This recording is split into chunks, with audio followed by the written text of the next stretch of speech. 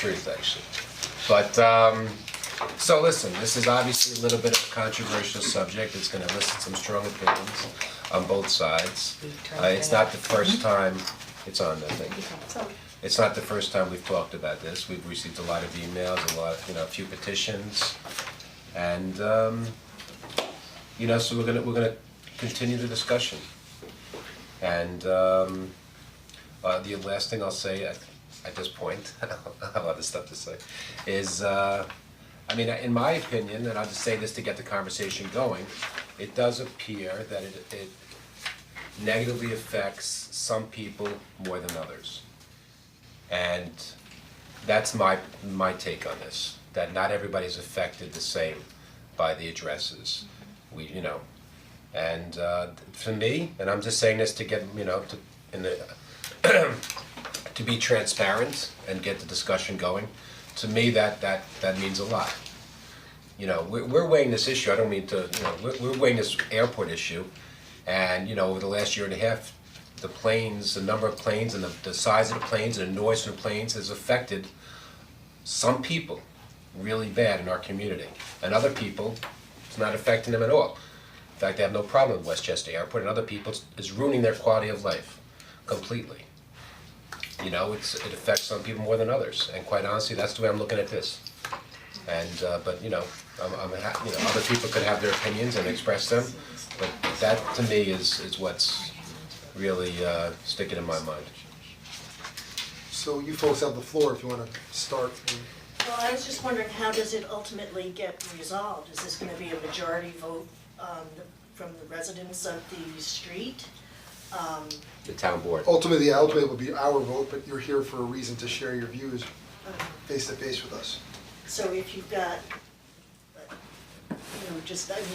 this is the same discussion that we had however many months ago. You've got certain people who are planted in the aye and certain people are planted in the nay. What's going to move you one way or the other? Well, I told you what's moving me, but. I just was curious, did you guys even try to meet and talk it out? There were people who went around with petitions. I know the petitions, but I mean as that No, street not like- is so short. It's not like a big street. And I just thought, it's terrible when neighbor is, unhappy with neighbor. That's not a situation that anybody wants to have happen. And it does feel a little bit like it's like older versus newer. But I just didn't know if you guys had a chance to actually talk to see if maybe there was a compromise or there was some other way to sort of approach it face to face rather than petitioning the town board. I have not been part of any group How would discussion. one resolve it without using the town board? That's, the only resolution feasible is to. Do we know what the distribution of the attitudes are? Is it 50-50? We have the, Break out. you know what, I was interested, not to put anybody on the spot, but I'm gonna do it anyway. There are a few, we have the list of residents and neighbors who have conflicting addresses.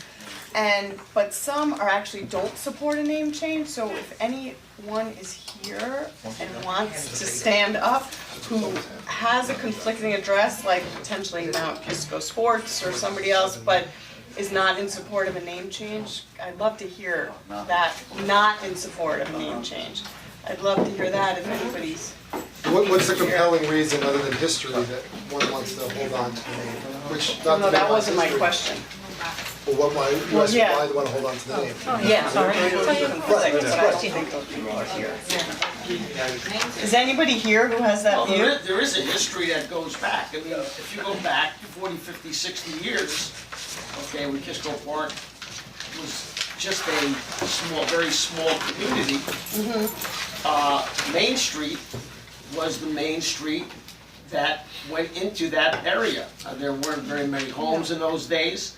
In fact, there were summer bungalows, people that came up from the city on weekends, and probably horses and buggies even came up and down that road at Main Street. And that's why it was called Main Street, because it was a significant street in terms of that area. Then obviously over the years and right after World War II, then streets started to branch off, and you had other streets in the area. So there was a significance to Main Street itself, that was the reason. When we first moved there, at the corner of Crow Hill Road and Main Street, there was a triangle there. And it had a big sign on it saying Kisco Park, introducing you to the area. And that's where the kids met every morning for the school bus, was at that triangle. Okay, and then that goes back, as I said, we've been there 43, 44 years, and that goes back even before we got there. In fact, Kisco Park is having a reunion in the fall with the kids that grew up there, going back in the 40s and the 50s, and they've got a lot of stories to tell, because it goes back to the Kisco River, down at the end of Kisco Park Drive, where they used to go down and skinny dip. It goes up on the other end to a pond, okay, that belonged to a very wealthy family, and that's where they did ice skating. Okay, there's a lot of history to Kisco Park. I think the And so- question was besides the history. Well, he has a conflicting address. I'm just saying, but like besides the history, what other reason is there to keep it in? Well, I think if you had to start changing all the things that you have, okay, for example, 2 weeks ago, I got my license renewal in the mail, and it had the wrong address on it from the New York State Motor Bureau. Now, how they got a different address, I don't know. I've been there for 40-something years. Because they're confused. And they said, I'm sorry? They're confused. No, they're not confused, ma'am. They put Kisco Park Drive on that address. Exactly. They've got computers, they know what they're doing. that No, cannot show pick it them up. our mail. Yeah. We Yeah. have pieces of mail from the government. Here's a letter from the New York State Department of Taxation and Finance for Little Creek Street, at my house, 29 Main Street. Okay, but I'm not talking, I'm talking about what I received, okay? Right. I received. Exactly. Let me go ahead and. It's not like, we're falling apart, we're falling apart. Let me- Is it just about, Yeah. is it just about postal addresses, like changing addresses, mail confusion? Well- Because I have a sick mother-in-law living with me. Yes. And we have consistent problems with paratransit, people getting to us. And to me, the concern is like, if an emergency happens with her medically, are they gonna come to the right place? Yeah. I think And that's. I don't want that to happen, Sure. and I don't want that to be a problem for people in the future. No one wanted that, I that's an agree issue. with you, and I think that, that we investigated that with the 911. We had talked to, what's his name? Sergeant Patron, Yes, right, and Lieutenant he Carroll. specifically said to us that we should, when we call, use a landline. That's impossible. But that, And- unfortunately, Wait, I'm drunk, wait, I'm sorry. Unrealistic. And if you use your cell phone, it goes to Hawthorne, and they can't actually pinpoint where you are immediately. Most people don't have landlines No. anymore. And People if you don't don't, use well, if you don't landlines. have a landline, then you have to be very We specific. But have if one, you're and going it to just- call, Point where you are regardless of your address. if you're going to call from a cell phone, whether your street is Cherry Street or Abercrombie or whatever we change it to, you're going to have the same problem if you use your cell phone. That's not true, because there'll Well, be no that's what he confusion told with a us. conflicting That- name. Miss, I have a That's what he letter from specifically told Chief us. Ferry of the Who are you Newcastle anyway? Police. You- I'm Guys, at let's- let's- Eavesdropping. Oh, let's- you're let's- at, okay, hi. Before we digress Interrupt into- Let me us. first say No, this, it's Rob. okay. These people are all my neighbors, and I really have no personal, feelings of malice towards anybody here, and I want everyone truly to be happy in my neighborhood. I love this neighborhood as much as everyone else does, and as your neighbor, I would like you to understand that we're really suffering hardship. And I want you to understand that. Miss, please, What? you're kind of smiling and I'm shaking not. your head. Let's stay on Yes, you track. are. You're being You know what, let's stay on smug. track, let's stay on track. Stay on track, and please stay on track. You know, it's not fair. It's really Mr. not. We're Chairman, listening to you. please, Please excuse me, address us. so if you could address the board, Yeah, if you address could us. address the board, that would be most helpful to everybody. We don't want you guys to fight. Address us. That's I don't wanna pointless. fight either, Well, because then believe me, address the Then just board. talk to us. all the inconveniences that any of my neighbors will have to bear, I have to bear as well. I'm not exempt from any of this. And yes, there are gonna be some inconveniences.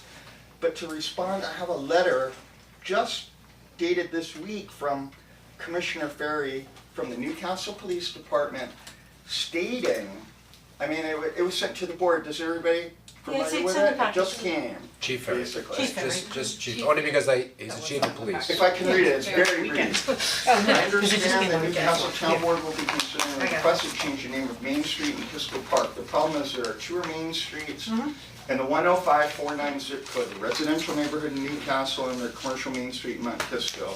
A review of police reports indicate that Does not indicate.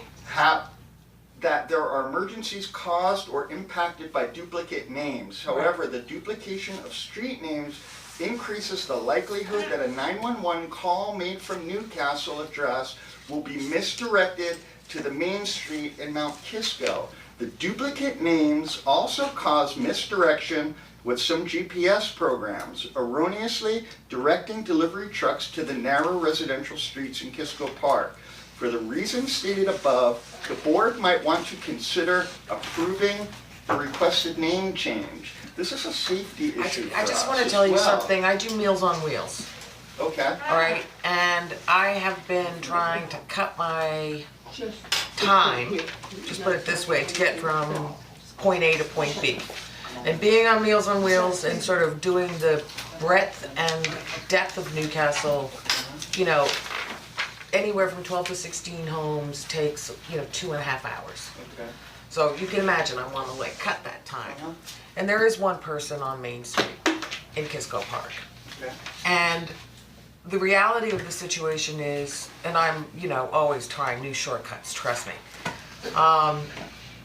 But the reality of the situation is people are not misdirected to your street when you use, and I've used 3 GPS systems, figuring one's gonna be better than the other. They're actually send everybody to Main Street in Mount Kisco. Anecdotal about The commercial district, so the commercial district is dominant in the navigation programs. I think that, but it does go to show that when I get lost as I'm trying to like take a shortcut, I end up going in this weird loop and keep ending up back on the commercial district once I come off those back roads. Right. And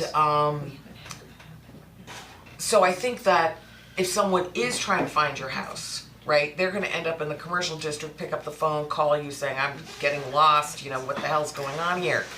But I think that, Exactly. but I do think that, let me finish. I do think that the,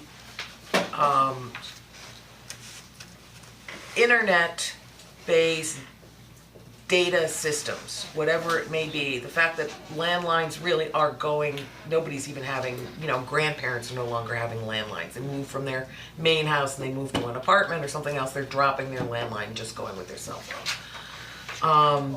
So, and the fact that our emergency system is tied to a landline for pinpointing address doesn't mean that you have to, I keep a landline at my house because I am married to an older man, but I think that there has to be some sort of recognition that the dueling addresses is actually, whether it's sending them your friends over to Main Street downtown versus, I don't think they're really being sent to you. But we have pictures that We have people pictures, send but it's of- not, trust me, I tried it. I'm sort of believing the people Yeah. who live on the street Yeah. though, more than And if you, But I- anecdotal. if you Google Adam's address, House, so I'm the house that they turn around in my driveway all day long. Let me finish, so I think that Adam, there's, that's not my true. own personal All day feeling. long is not true. It is multiple times. Many Okay, times a day. my own personal Many feeling times a is day. that getting Main Street and downtown Kisco to change their name is gonna be way harder than changing your name. And I think that, we don't control the town. I know that there's an emotional kind of gravitas to the Main Street name, but I think there has to be a name that would be okay, like, Crow Hill, Maine, or something like that, or, you know, whatever it happens to be. Kisco Park Drive. Or we already have one, or Crow Hill North, or something. Strike that suggestion, strike it from the tape. I'd be happy to let any of my neighbors name the street after their grandchildren or whatever they'd like. But I think the fact that the way that people are getting from point A to point B is changing, and that the confusion is gonna end up being sort of endemic, the more that you have the post office, and there's gonna be automated cars, and there's gonna be all of these modern changes coming. I think it's sort of, you have to do it. I'm David Gunzerath, I live at 8 Main, and first of all, I do think the elongation of this process, having another meeting on it, has not served the neighborhood well. I mean, it's helped to divide the neighborhood, as you can plainly see here today. I mean, secondly, I mean, I think I put a lot of credence in people, and I've been at where we are for 8 years now, so it's not by any means a long term in Kisco Park, but you know, it's longer than some. I put a lot of credence in the people who've lived and invested their lives in this community. And it means a lot to them. It means a lot to them emotionally, it means a lot to them intellectually, it means a lot to their families. And so I think there has to be an overwhelming burden of proof of a reason to make the change, especially since there is clearly if there is a majority, it's to retain the name. Well, you know what the thing is, when I'm looking at this chart that we made, it's funny because some of the people, it's even if you count the numbers, it's even. But if you look, like here's a yes because their address is Party City. You're a no, but you don't have a corresponding business. Here's a yes Bicycle World, here's a yes Quest Yoga, here's a yes Mount Kisco Sports. I think it's a no. Here's no, sorry. It's a no for Quest Yoga is a no. Yeah, so even the people with the conflicting addresses. So that's Well, Little Crape Street, fine, that's fine, Little Crape Street. Listen, the bottom line is that there's definitely if you Google an address, if you Google, let's say 13 Main Street or 11 Main Street, you're getting the building that's located on East Main Street in Mount Kisco. You Google it right now on your phones, you would get a building, you're not getting a picture of your house. If I put my address in there, I get a picture of my house. If you put your address in there, you're gonna get a picture of a building on East Main Street in Mount Kisco. So I can't, there's absolutely 100% confusion. If you're gonna do that right now with your phones, how can you say there's no confusion? Here, excuse me, Mr. Greenstein. I think, because my husband had called the postmaster today, what the problem is that we tend to put 11 Main Street or 29 Main Street, and that is not our address. Our address includes Kisco Park. So if you Google 11 Main Street Kisco Park, I think you're going to get a different response. Number one. Number two, the postmaster said today that he would be. I can't hear. Can you just keep your thought for a second until all the chatter dies down? Not you, I'm not talking to you, I want you to keep your thought. You talk to the postmaster, but I wanna hear what you're saying and I want them to hear what you're saying. Thank you so much. Go ahead. And he said he would send out a letter by the end of the week saying to there are 13 people, I think we have to get our numbers clarified here because there's a little bit of discrepancy as to who would be involved in the exact name change. The Main Street, the people who live on Main Street with corresponding addresses in town, that's where the confusion is. Main Street in Kisco Park and Main Street in the village. And those particular people, 13 of them, or 6 with the corresponding addresses, would be involved in a name change. Those are the people we would have to address, not people who live elsewhere. The postmaster said that he would send a letter to the East Main Street, not the West, East Main Street people and the Kisco Park people, saying that the Kisco Park people, their address is 11 Main Street, Kisco Park. When we first moved there, it was 11 Main Street, RD3. Then they changed it to 11 Main Street, RD5. We were told to put that when we moved. Now it's Kisco Park. But whatever he determines, that has to be included in our address. And that would solve a lot of the problems. I don't understand why everybody's making this big hullabaloo about changing a name when we already have, to clarify. In devil's advocate, that's you as a searcher, but the average bear who's gonna be searching is not going to be doing that. But who's going to, it's just So the involving delivery truck us, that ends it's up just on their involving the property 6 people. is not going to be doing that. And what about when he gets little crepe mail, now he has to go deliver To it this to effect, I have a letter from the postmaster of Mount Kisco Can you stating- please let him sit down so we can get situated? Yeah, please. That's why I stood up. Thank you. I have a letter from, I've investigated this very fully. And I have a letter from the postmaster of Mount Kisco stating to the effect that there are several addresses on Main Street in Mount Kisco that have become an issue with regard to addressing. Addresses 2 West Main, 8 West Main, 12 West Main, 11 West Main, 20 West Main, 29 East Main, 25 East Main, 19 West Main, 13 West Main, 7 West Main, 5 West Main, and 3 West Main, and 1 West Main in Mount Kisco. 7 of the 13 listed addresses have exact number associated with the respective addresses. These addresses listed are receiving mixed wrong delivery due to the suffix east and west, as you correctly stated, not being used. This has created a problem with the delivery of the mail and packages to these addresses. So if nothing else, I'm sympathetic to these ideas, but let's be 100% clear that there is a clear, documented issue and problem. Let's put this to bed. Anyone who has to say that there's no problem with this, I have a letter from the chief of police and the postmaster documenting clearly there is a problem. We have a big problem. Have you ever gone to Party City to look for your mail? Adam, could I just address that, what you're talking about here? You're talking about West Main Street. No, there's No, east but we're and not west, involved. miss. Yeah, but that, where's east that we're corresponding with? Who's your East Main Street? Little Crepe Street, of which I have their tax bill. Okay. From the government. But the people Might who wanna are give it to them, by involved. the way. Yes, don't hold on to that. Clarify, because you've listed too many people there.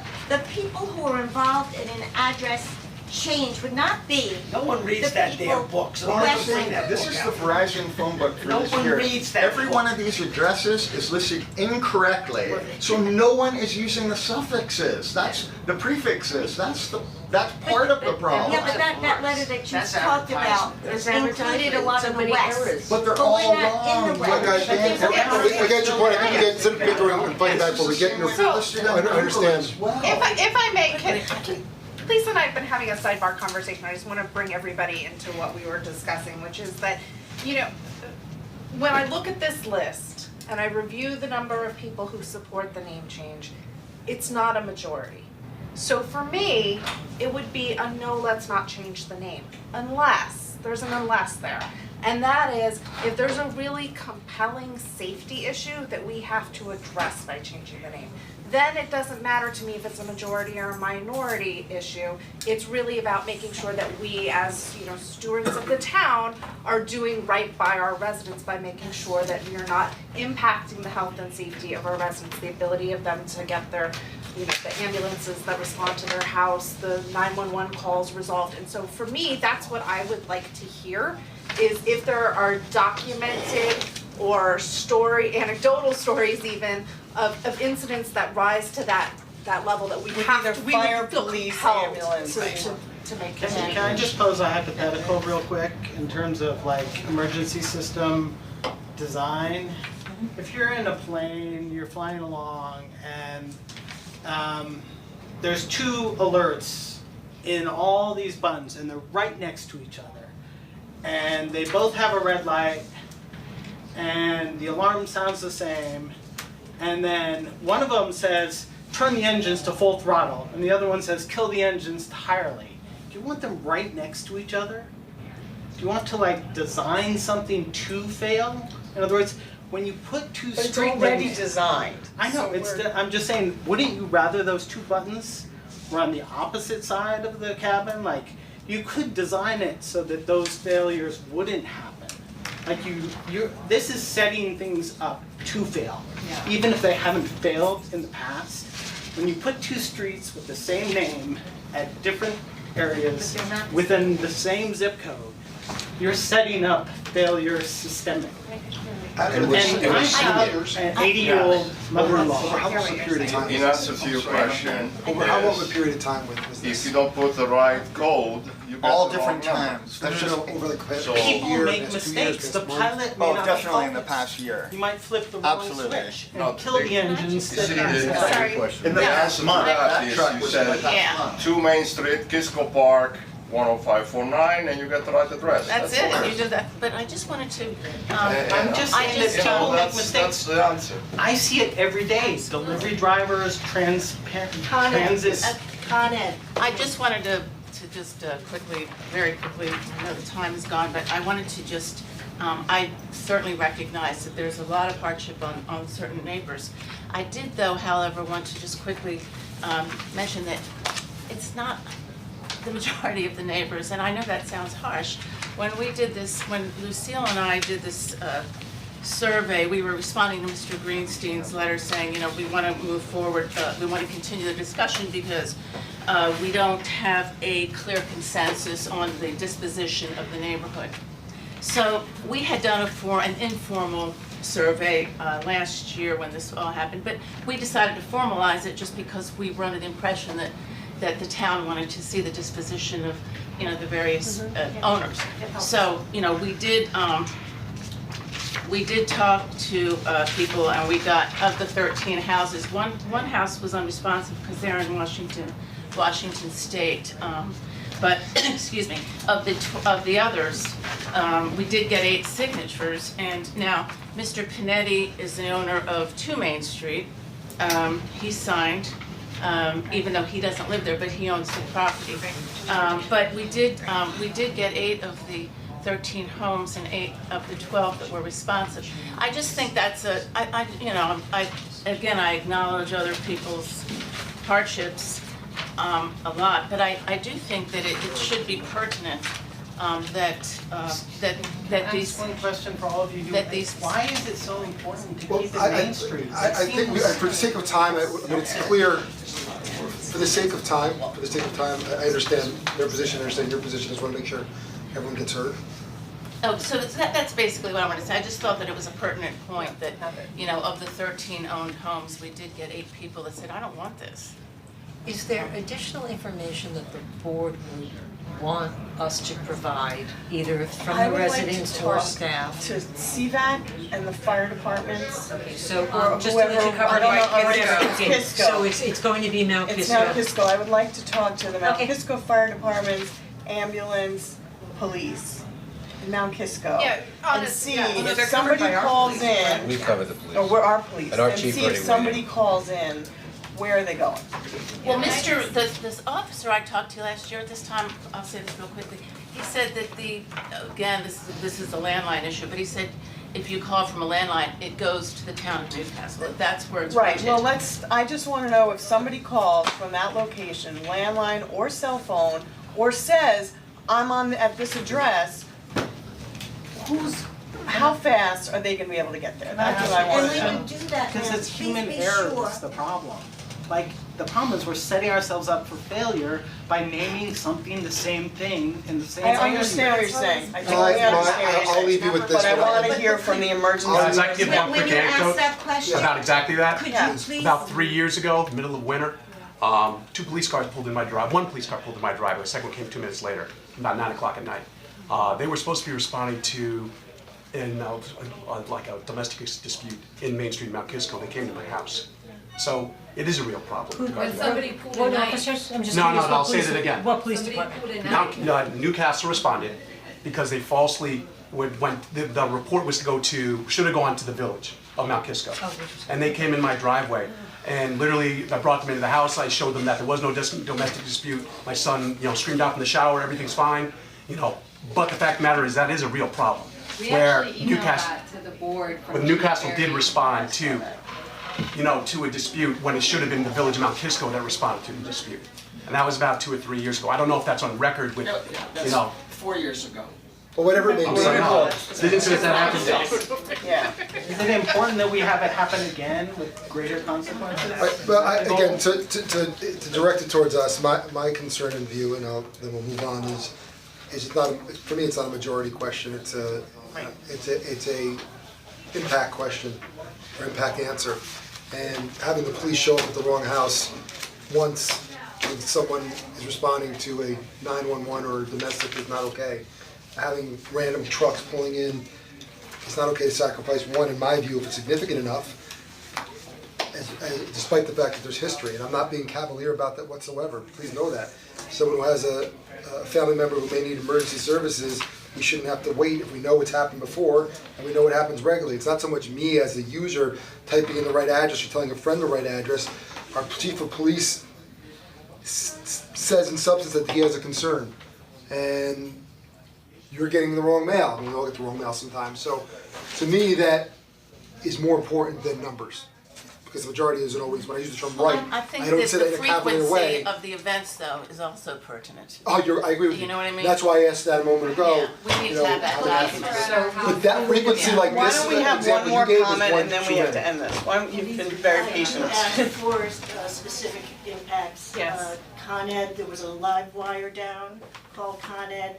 They could not find us. We had to go down to the corner of the street, Crow Hill, to indicate where we were, where the live wire was.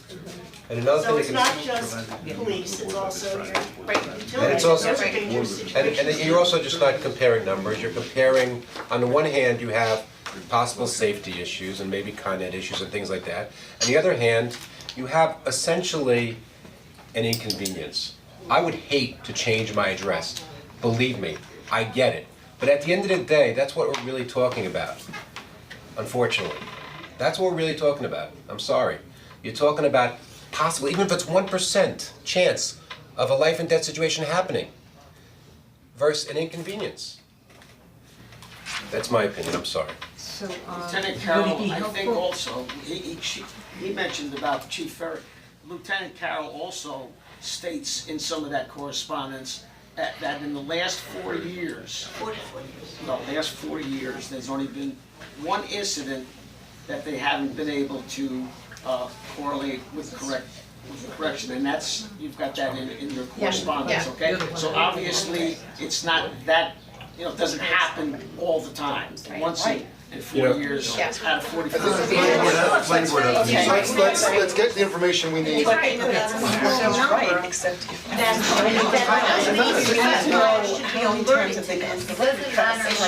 There's one confusion, the police are confused, they're calling us confused. You wanna say that they're not, they So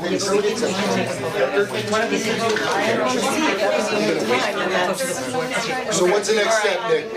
So the next step, so the next step is for the town board to get the information from staff that it needs with respect to the emergency services.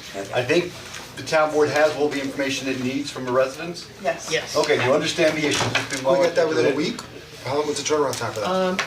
You know what, I need It to speak takes with a the while chief for and emergency because it's not services going to to be just, respond. it's not just gonna be us, it's another, take a now month. Kisco responds as well, and safety control Put it on for responds. 2 weeks and So, we can yeah, always kick 2 it, weeks we and can we'll, always punt it no, if we have and to. the board will have all that information and we will My distribute. concern is No, no, no. once in 4 years, maybe once in 4 years, but No, no, once and listen, tomorrow, if it it's, doesn't matter. if you're the one waiting for the ambulance, that's one time too much. So I'd just like to get that information, so let's put it on for 2 weeks, and if we have to punt it, we will, but Yep, otherwise. no, no, got it. Okay, Okay. thank you guys. Thank you Feel so free, much. feel free to email us. Yeah. Yeah, no, there were a lot of people who didn't speak, and if you wanted to say something, Everybody still signs the sheet. It's townboard@mynewcastle.org. Please don't leave without signing the sign-in sheet. We go in the other room? Thank you. Can I eat mine? Did I put the, it's true. And that's what we have to have. Okay, let's All right. start. Before we go into this, anyone who's watching at home, all of our friends and family and loyal spectators, this is just a conversation. Last time we discussed this, there was an article in the newspaper, and people thought that a conversation was reality, and shovel in the ground. Yeah, it was an article in the Examiner. Examiner. And then there was Facebook about what we're gonna do, and people should understand this is solely a conversation to facilitate a conversation and working together.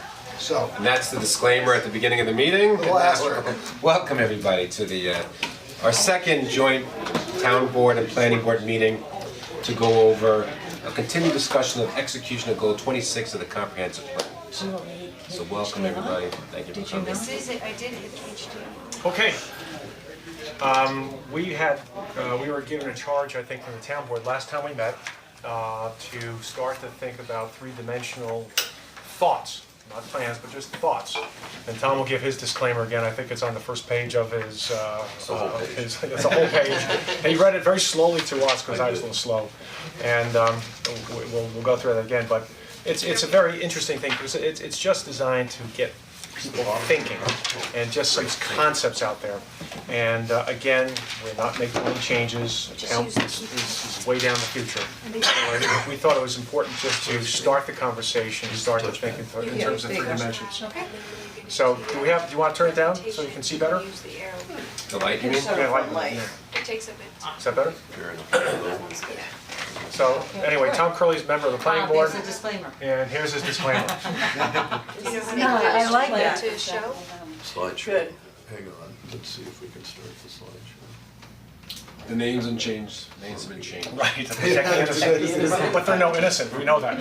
it's the town board of North Castle now, it's no longer Newcastle. The other disclaimer you can have is you put on the top of it, burn before reading. You're the zoning board of appeals? So I'm actually gonna read this because people at home who might be watching this at some point, or is this being filmed? Yes. It is. They may not see that. I think it's important just to get the language out so that it's understood. So I'm just gonna read it, forgive me for doing this, but I think it's kind of important. So what this is not a plan for Chappaqua Hamlet. It's not. What it is a first look at the discussion of how do we manifest the policies in the comprehensive plan for the vitalization of the Chappaqua Hamlet. Although these images imply specific investments of public funds, private investment, and property assemblage, a true plan for the revitalization of Chappaqua Hamlet can only be prepared through a process of technical analysis, market demand, development feasibility, and public review. These images are prepared merely as a visualization tool in the very first discussion. It is intended that the scope, size,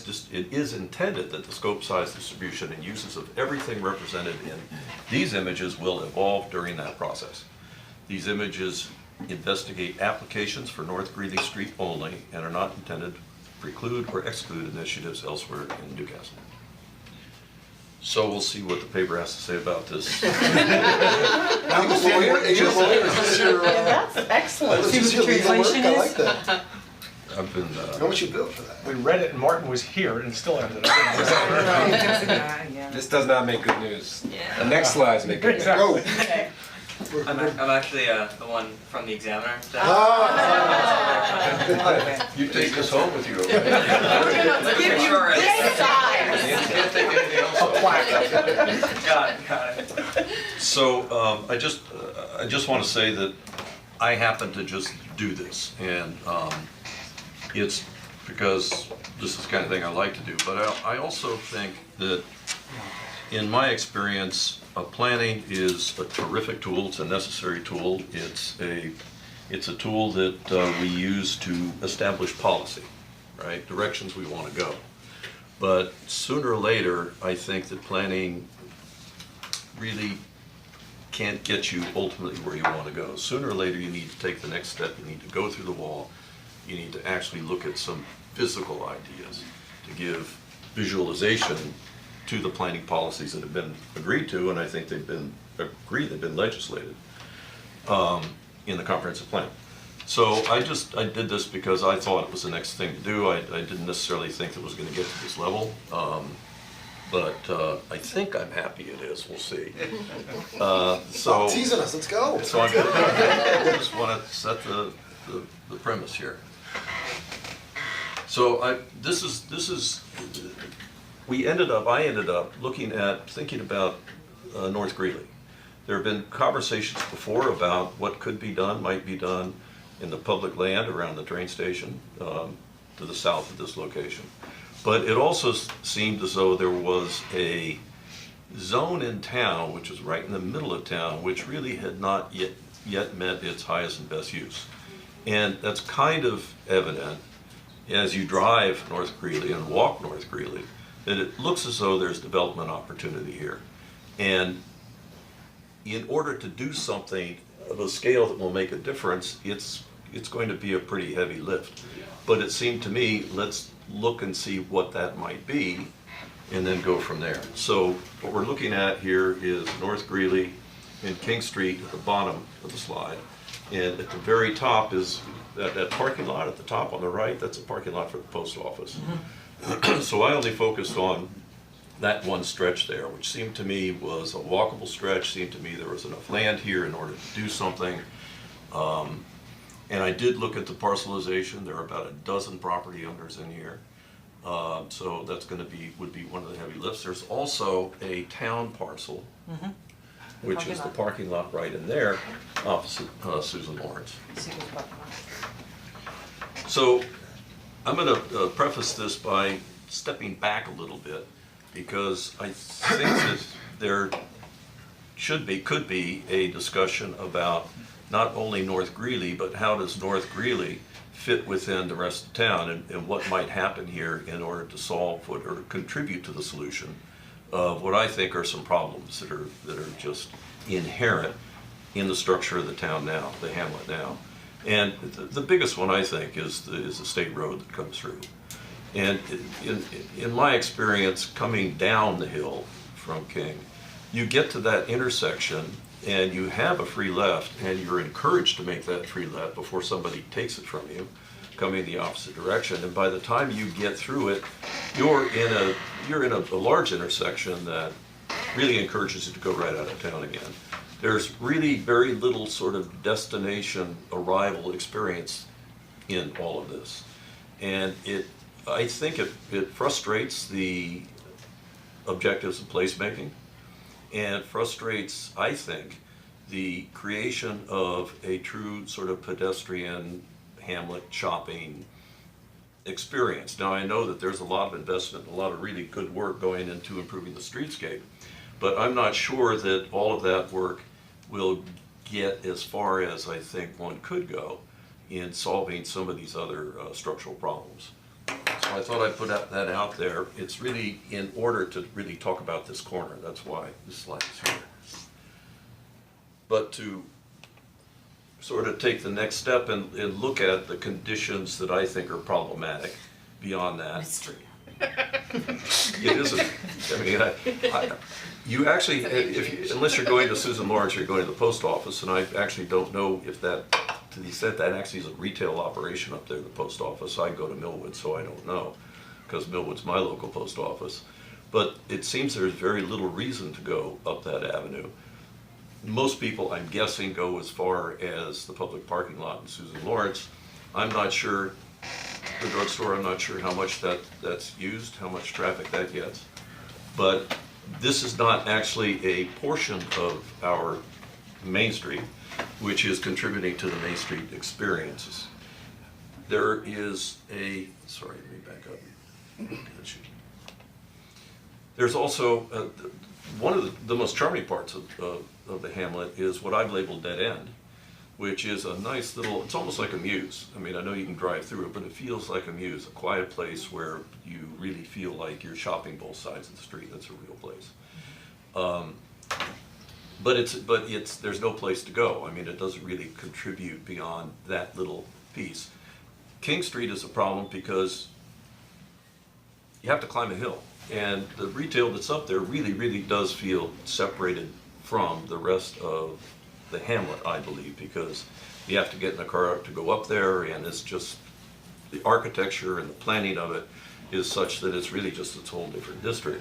And the other concern, I think, is, as much as I know we're making an effort to improve the sidewalk on Greeley, I still think that it's going to feel like a one-sided shopping street, which is really, most of which is abutting this state road traffic intersection. So, here are some thoughts. Now, none of this is, except for the town square piece you see up there, and perhaps this little indication here, that's supposed to be a stoplight, and that's supposed to be a stoplight. None of this really is necessary to the discussion we're going to have up here. It's really parenthetical to it. But I think that if one is going to talk about where one might do some infill development in order to meet the objectives of the master plan, it might be true that this comes into play also, in which case the street in between becomes something which is an opportunity to make linkages and to make a town main street. So the notion here is that, I know we've had this conversation before about this being a T intersection. I'm sure that notion is dead now for a while.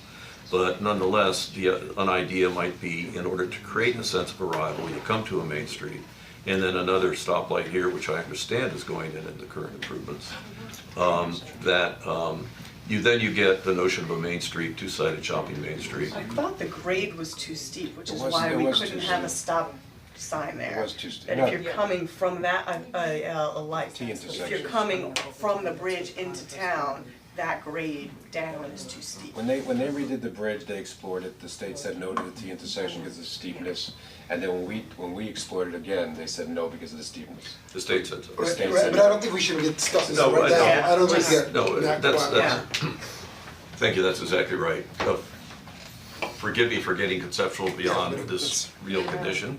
The real point in this slide is to suggest that there really is a potential for a linkage from here to here, and how it's handled, I think, is important.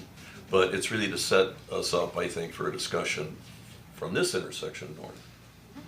And the purpose of putting the town square there, I really, especially if there's a stoplight, which I think is, from planning perspective, from town planning perspective, assuming that the traffic. Definitely be that day. Right, Yeah. understood. Assuming that the traffic works out, and apparently it's going to, it really forces one to actually arrive there. One stops and you are stopped in town, you're stopped in the village, right?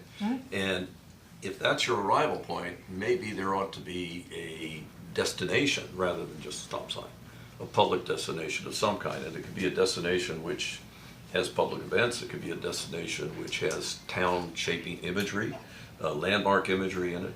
It can be a destination which is just a place for people to congregate. So, just a Well, that's classic. where that big square is going to be, the big plaza, so actually that sort of works. That's where Desires is. No, that's where Well, there's gonna be that whole sitting area in front Yes, of where the great stuff exactly. is It's gonna be now. right Don't, here. let's just listen to the new Yeah, ideas, we're not agreeing. some, still needs to think, but I think that's bigger, I mean, right now, that's the dry cleaner, as far as I can tell. And the jeweler. And the jeweler. And the jeweler. Yeah, Desires. I think it'll be more clear where it is as we get into because there'll be more definitive imagery here, okay? But ask questions if you like, I mean, I'm not trying to suggest that you shouldn't. So,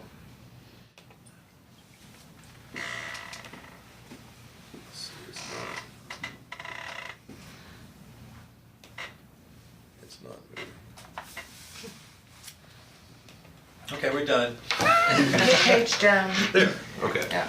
So, just to set the sort of land area here and sort of some basic parameters.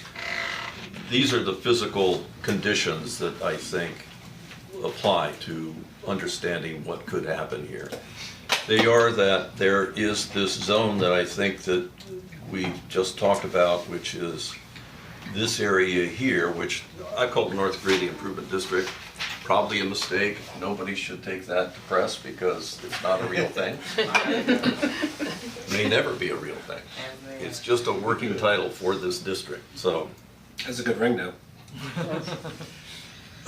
So what's important about this is not only I think that there is significant land here which is underutilized, I also think that there is a physical geometry, vertical geometry here, which actually could work quite well to make a special little neighborhood down here.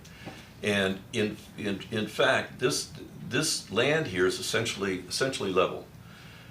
As you rise up north, as you rise up King Street, as we all know, this land rises with it. And there is the equivalent of about a 10-foot change in grade from this flat area to this area up here. And some of it's retaining walls, some of it's building foundation, but it's a pretty hard line that goes through here, and it's pretty straight, and it's 10 feet. And I think that it's gonna have advantages to doing some important kinds of construction with regard to parking, but it also helps mitigate a higher density you might want to put here that people may think, higher density, I mean height, right? You almost get 10 feet free here with respect to these neighborhoods because you don't perceive it. And you'd end up with a greater density down here, which is what I think you want. I mean, I really think, in my opinion, you ought to see how much you can really pack stuff in here in order to meet the objectives of the master plan. Now the question is obviously how much is too much. So that's part of this long process that we're talking about. So on the right, I went back to actually I didn't have to go back to the comprehensive plan because I think we all know what these things are because we all participate in working on it. On the right are those goals or objectives or principles that are in the comprehensive plan, which have to do with, yes, we want mixed use, we want to be able to do multifamily housing that has at least this diversity to it. So that speaks to the size of the housing, the configuration of the housing. We really need, the people want restaurants, more shopping, better shopping, entertainment. People, I think, have asked for entertainments, a vibrant place, programmatical public space, I think is one of the things that we talked about, unless I'm mistaken. Fitness, recreation, mobility, infrastructure, destination placemaking. I think this is really important. And I think there are ways to do that. Shopping mall developers do it. Mixed-use developers do it. There's no reason why towns can't do it, and towns do it if they just decide that they're going to and work on it. And then streetscape. Over here are the numbers on the land, and don't hold me to these numbers. I did my own calculations off of Google Earth, so it's not in any way accurate. Just take it as sort of what it might be close to being.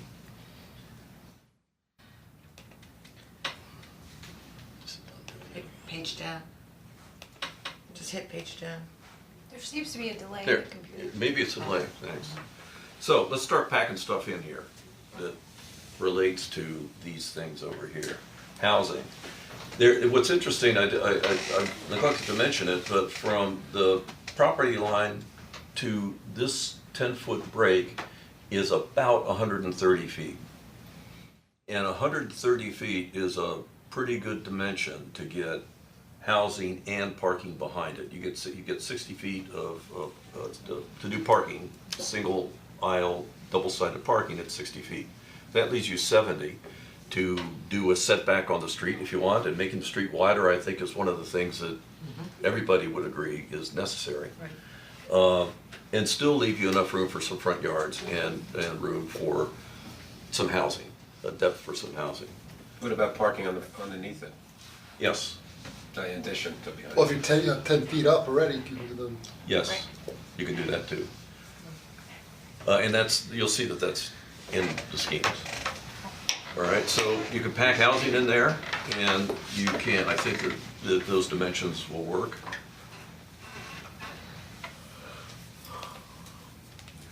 Retail. Now this is ground floor retail. Previous slide showed housing where you see retail, but that's housing above retail.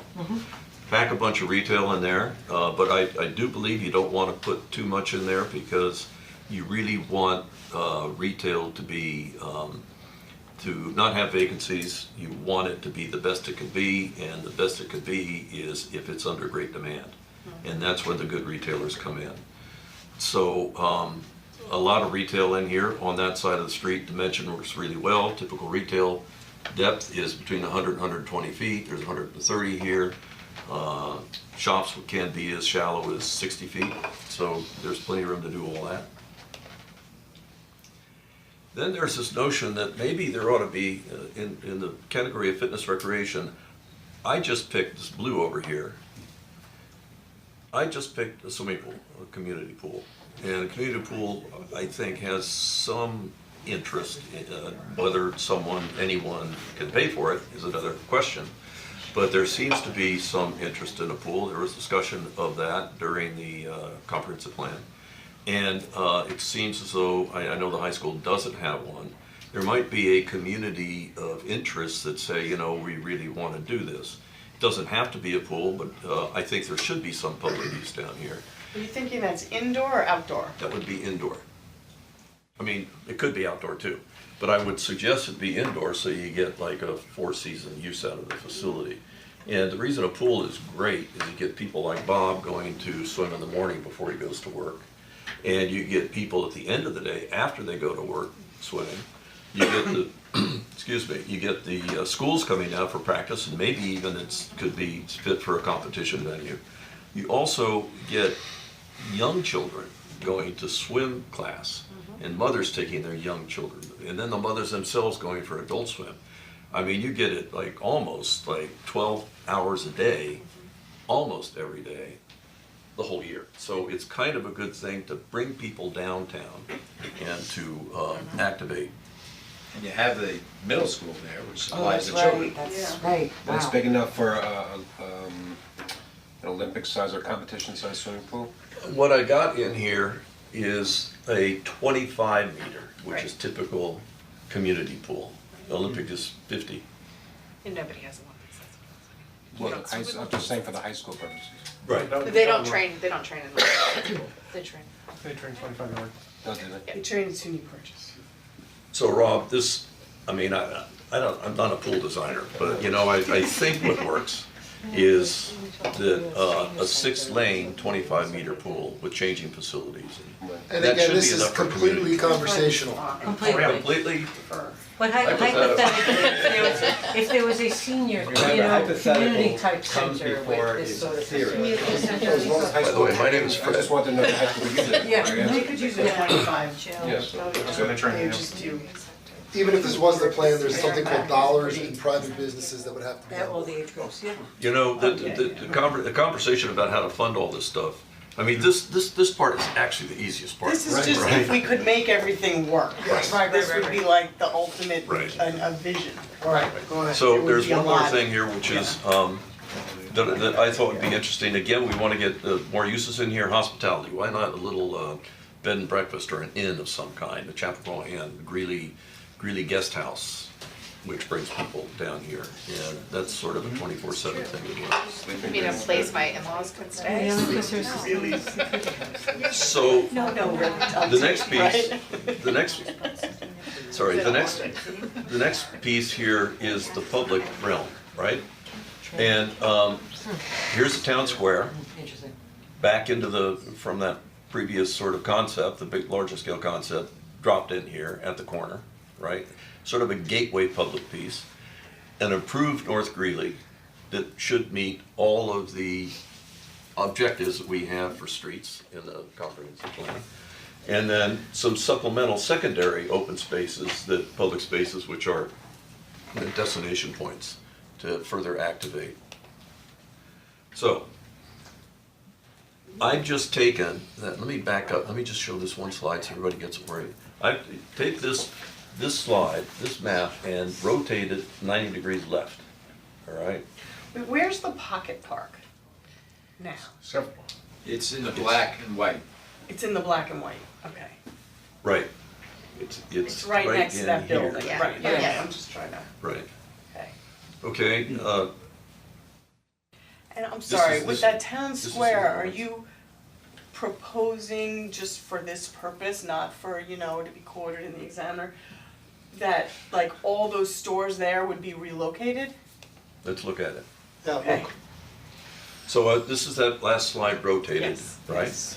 So let me show you real quick what you're looking at. Susan Lawrence is here, your Yep. pocket park is here, right? Yep. Here's that 10-foot wall in the back, intersection of North Greeley, right, and Kane.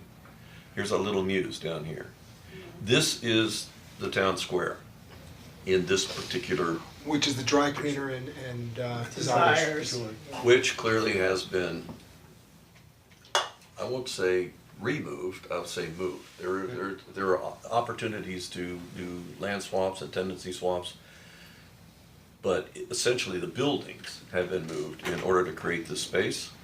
This is the, would be the inn, residential apartments along this side of the street, perhaps townhomes at this end with the residential views, a little village Hamlet green space park, more townhome sort of size configuration units, the swimming pool, right?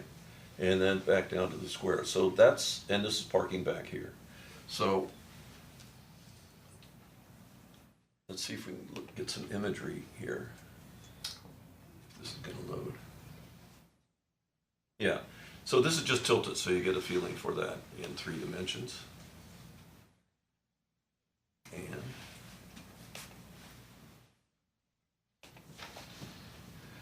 so here in this slide, and follow the red arrow if you wish, but in this slide you're coming down King and you're looking into the square. And here for instance would be the inn on the other side of the square here. So you're opening up the corner so that as you come down, you've got not just a destination, but you have a space which has a variety of things in it. There could be, on the left, I've just put in a little coffee shop here. This could be a restaurant which has a second floor, which is open air, so in the summertime you can have people up there, maybe some entertainment up there. And again, you're looking into the square. And this is sort of one of those image landmark sort of architectural pieces. I put that shape in because it's just about everybody's favorite. Not mine, but this isn't for me. This is just, and so now you turn the corner here and you're looking into the square. And Lisa, one of your questions about, excuse me, about these buildings at this corner here. Yes, 2 of these buildings would come out. One of them remains, and it would be interesting to see if you could take that building and instead of having it entered off of King Street, you open up the side of the building and have smaller shops that open up into the square and give it a new front in this location. This is the coffee shop, you know, tables and chairs outside in good weather. There's a restaurant with the open air above. Here's another view of it. You get a sense of how it all goes together. You do want parking in there, I think, because people expect to be able to park. Not that everybody would be able to, but the expectation of it is really important. And there's just another view looking back in the other direction. Now, looking down Greeley, or up Greeley. Again, Looking back north. to the corner. Looking north? Looking north, right. And again, here's the square, you know where you are, right? So, as you go up Greeley, we talked about having retail on the ground floor up Greeley on this side, and this is an indication of how that might look and what it, you know, and how it works. So you turn the square and you have retail going up that would have this kind of a quality to it perhaps. Streetscape is really, really important. And it's not that hard to do, but you should do it right away instead of having to come back and fix it the way we're having to do it now. So as you go up, really, now we're up here and looking to the right. This here is the apartment building in this slide down here. And what you're looking at here is the entrance to the apartment building. So there's a doorway here that takes you to a lobby, and you go up to a typical apartment building with a center hall and apartments on both sides. The reason this form is particularly, I think, appropriate is that it gives you that unit type which responds to that next level of population that the workforce population and the millennials, so on and so forth. Smaller units that are affordable but participate right in the center of town.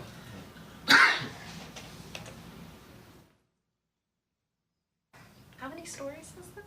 This is 3. And that's actually what's allowed. Which is fairly equivalent to 2 because of the Right, because of the depth. On the neighborhood side, it's equivalent to 2. On this street, it would be 3. Gotcha, understood. 3 over the retail or? No, 2 over retail. 2 over the retail. And by the way, there are models for that. I mean, that's being built, Bob knows this well, because that's being built right next to his office in Pleasantville right now. So based on your analysis, how many units are, granted this is totally preliminary at that, but what are you talking about, how many units can fit there? I'm not gonna say.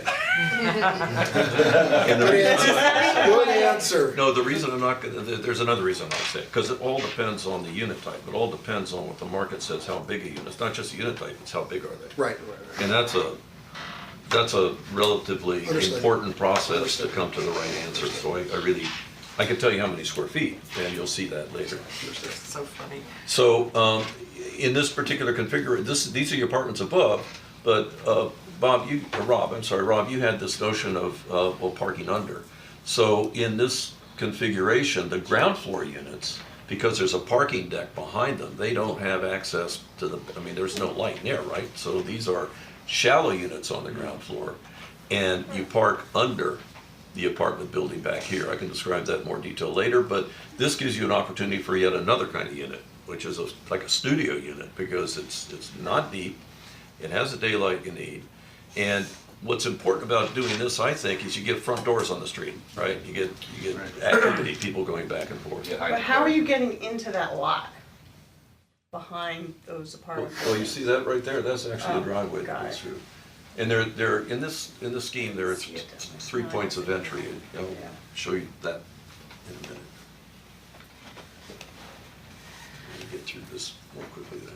So you come to the end, and you end up with a different kind of a unit, a different kind of a little mini neighborhood, and maybe that's appropriate because there's a special kind of a residential square here. This is a place maybe for families. This is a place where the kids have opportunity to come out into this residential muse. It also makes a destination at the end of the street. Don't you think though, like, for somebody to come and invest and build this, they would need to go higher than 3 stories though, to make it economically feasible? I mean, it's not my business, but I'm just saying it seems awfully expensive to build that, and you can try to get as many units as possible. So, in Pleasantville right now, and I took pictures and I didn't get a chance to put it in the show. In Pleasantville right now, there is a project going in, which is 2 stories with retail below. There's one that has already gone in, which is 2.5 or 3 stories, which is parking below. And in Bronxville, there's a project called the Avalon, which is, it's a big project, but it's about the size of, half of it is about the size of this here. And it's parking below with the kinds of units I've described on the front, and it's 2.5 stories above it. So, yes and no. I mean, you know, the finances of all this, you have players who are landowners here. I don't know how that gets itself sorted out. We can have a conversation about the options for that. I believe that this type is being built.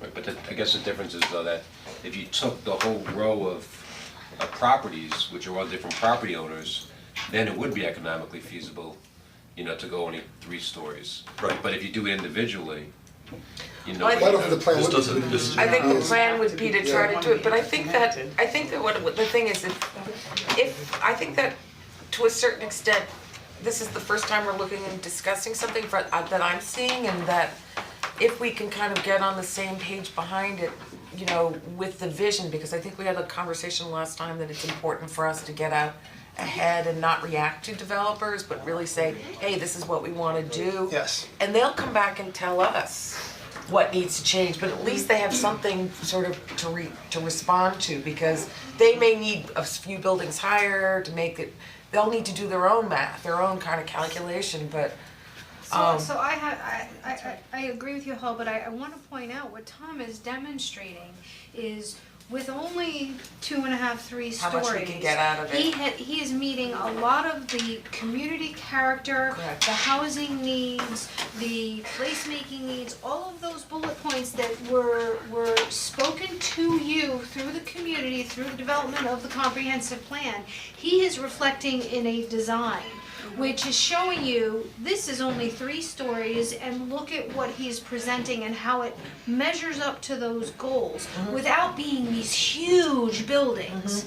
And so I think that's the takeaway here, is that it is possible to meet the goals of the comprehensive plan and to create a place and a community that meets with the objectives of the citizens, of the community itself. So, Rob, more specifically, I think to your point, which is, how do you do this incrementally if you Right. have all these different property owners? Exactly. And you don't do this incrementally.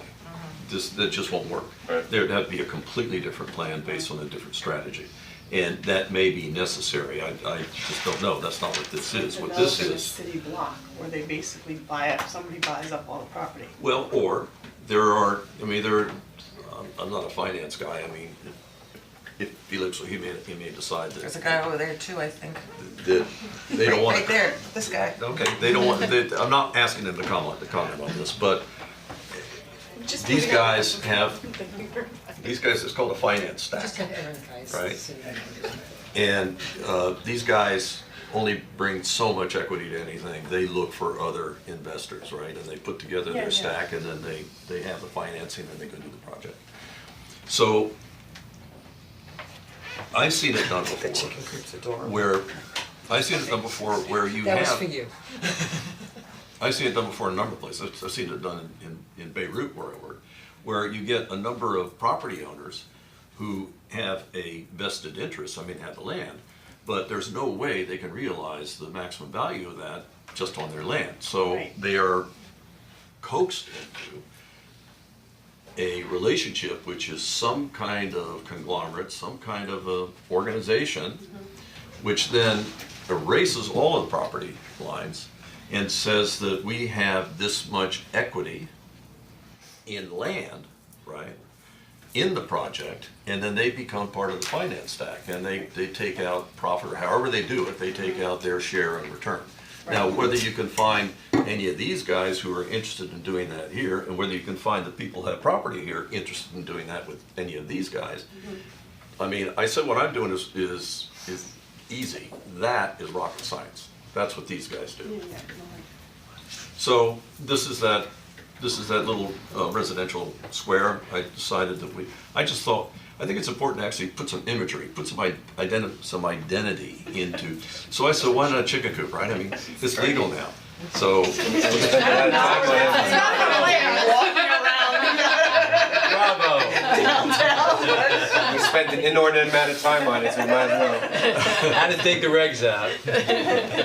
He was outvoted, but he's still.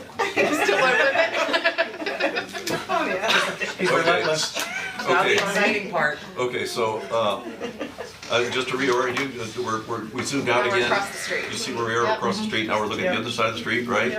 Little pocket park, some townhomes or configuration here, and there's a swimming pool, take a quick look at that. This is a little green space, a place to throw a frisbee, have a catch with your kid. It's really important where if you have families, that you have a place like this. Doesn't have to be big, it just has to be there. And that's a retaining wall next to the train tracks. Right. Yeah. And then this is looking back down towards the intersection, and you're looking at the housing here, so we're gonna go back down towards. So this, Sabrina, excuse me. So this is another configuration. The idea here is that maybe these are individually owned townhomes, which can be single family, or like the house I bought in Capitol Hill when we were just starting out, has an apartment below that I rented out, right? Oh, for And then a income. unit above. An income unit. Sure. And, the guy down, the person down here. Yeah. Right, could be a Actually. millennial, could be age in place, could be whatever. Yeah. But it meets that. And in this case, now you have front yards that are owned by these people, as opposed to on the other side of the street where you have a condominium green space. Front yards that can be done however anybody wants to do it to give special character to the street, which is always Sort of nice. like what they do along Station Place. A little bit further, and now we're looking at the swimming pool building. It's here in this scheme. And so this would be the swimming pool in this location, and in front of the swimming pool, there's another open space for you to wait to be picked up by your parent or to meet your friend. I call it the Dolphin Swim Center because I wanted to put a dolphin in the drawing. It's not a live dolphin, it's just a, Thank goodness, cause that would be a problem. but again, Awesome. I live in a coyote swim center. that would be cool. But Drowning coyote, we'll call it. see, this is one of the things, people who live in Pleasantville, people who live in Mount Kisco, people who live in Yorktown say, wow, they've got the dolphin. Chappaqua has the Dolphin Swim Center. Instead of just calling it Newcastle, swim center, giving something a real identity, gives it a character, and you go, well, geez, I remember 20 years ago I met my sweetheart at the Dolphin, right? Those things are important. So there's the swim center. None of us say that. We're all in trouble. Not anymore. No. The woman I married at the Dolphin. So here's the this view is to sort of answer some questions about how the parking would work. Yeah. Right? So this is a parking deck behind that. And this piece right here is that lobby piece. This is the second floor of it, right? So you come in here from the parking, right? So you go up, Yeah. So you have covered parking, so that's 2 levels Let of me go parking back. behind? Let me see if I can explain this for you. Yes. This is a parking deck, And which what's is 10 underneath feet it? up, more parking. Got it, okay. Right. And there's a ramp here to get in, there's another ramp back here to go under, not a ramp, just a way in to go under. There's another ramp, you can't see it in this drawing, on the other side of this that goes in, and then in this drawing, there's another one that goes under here. And zoning all of this is something that obviously would need to be figured out with respect to parking demand and who pays for what and all that. But geometrically, it looks like something like this could fit. And again, this stuff it's being built. It's not like this is something which is unusual or something which is out of the ordinary. These things are being built. So because I think the geometries work, it's something that maybe could be pursued. And Tom, I'm sorry, the parking that you're mentioning here, that would be more than just for the residents. It would be, the plan would be to have for parking for people who are just coming downtown.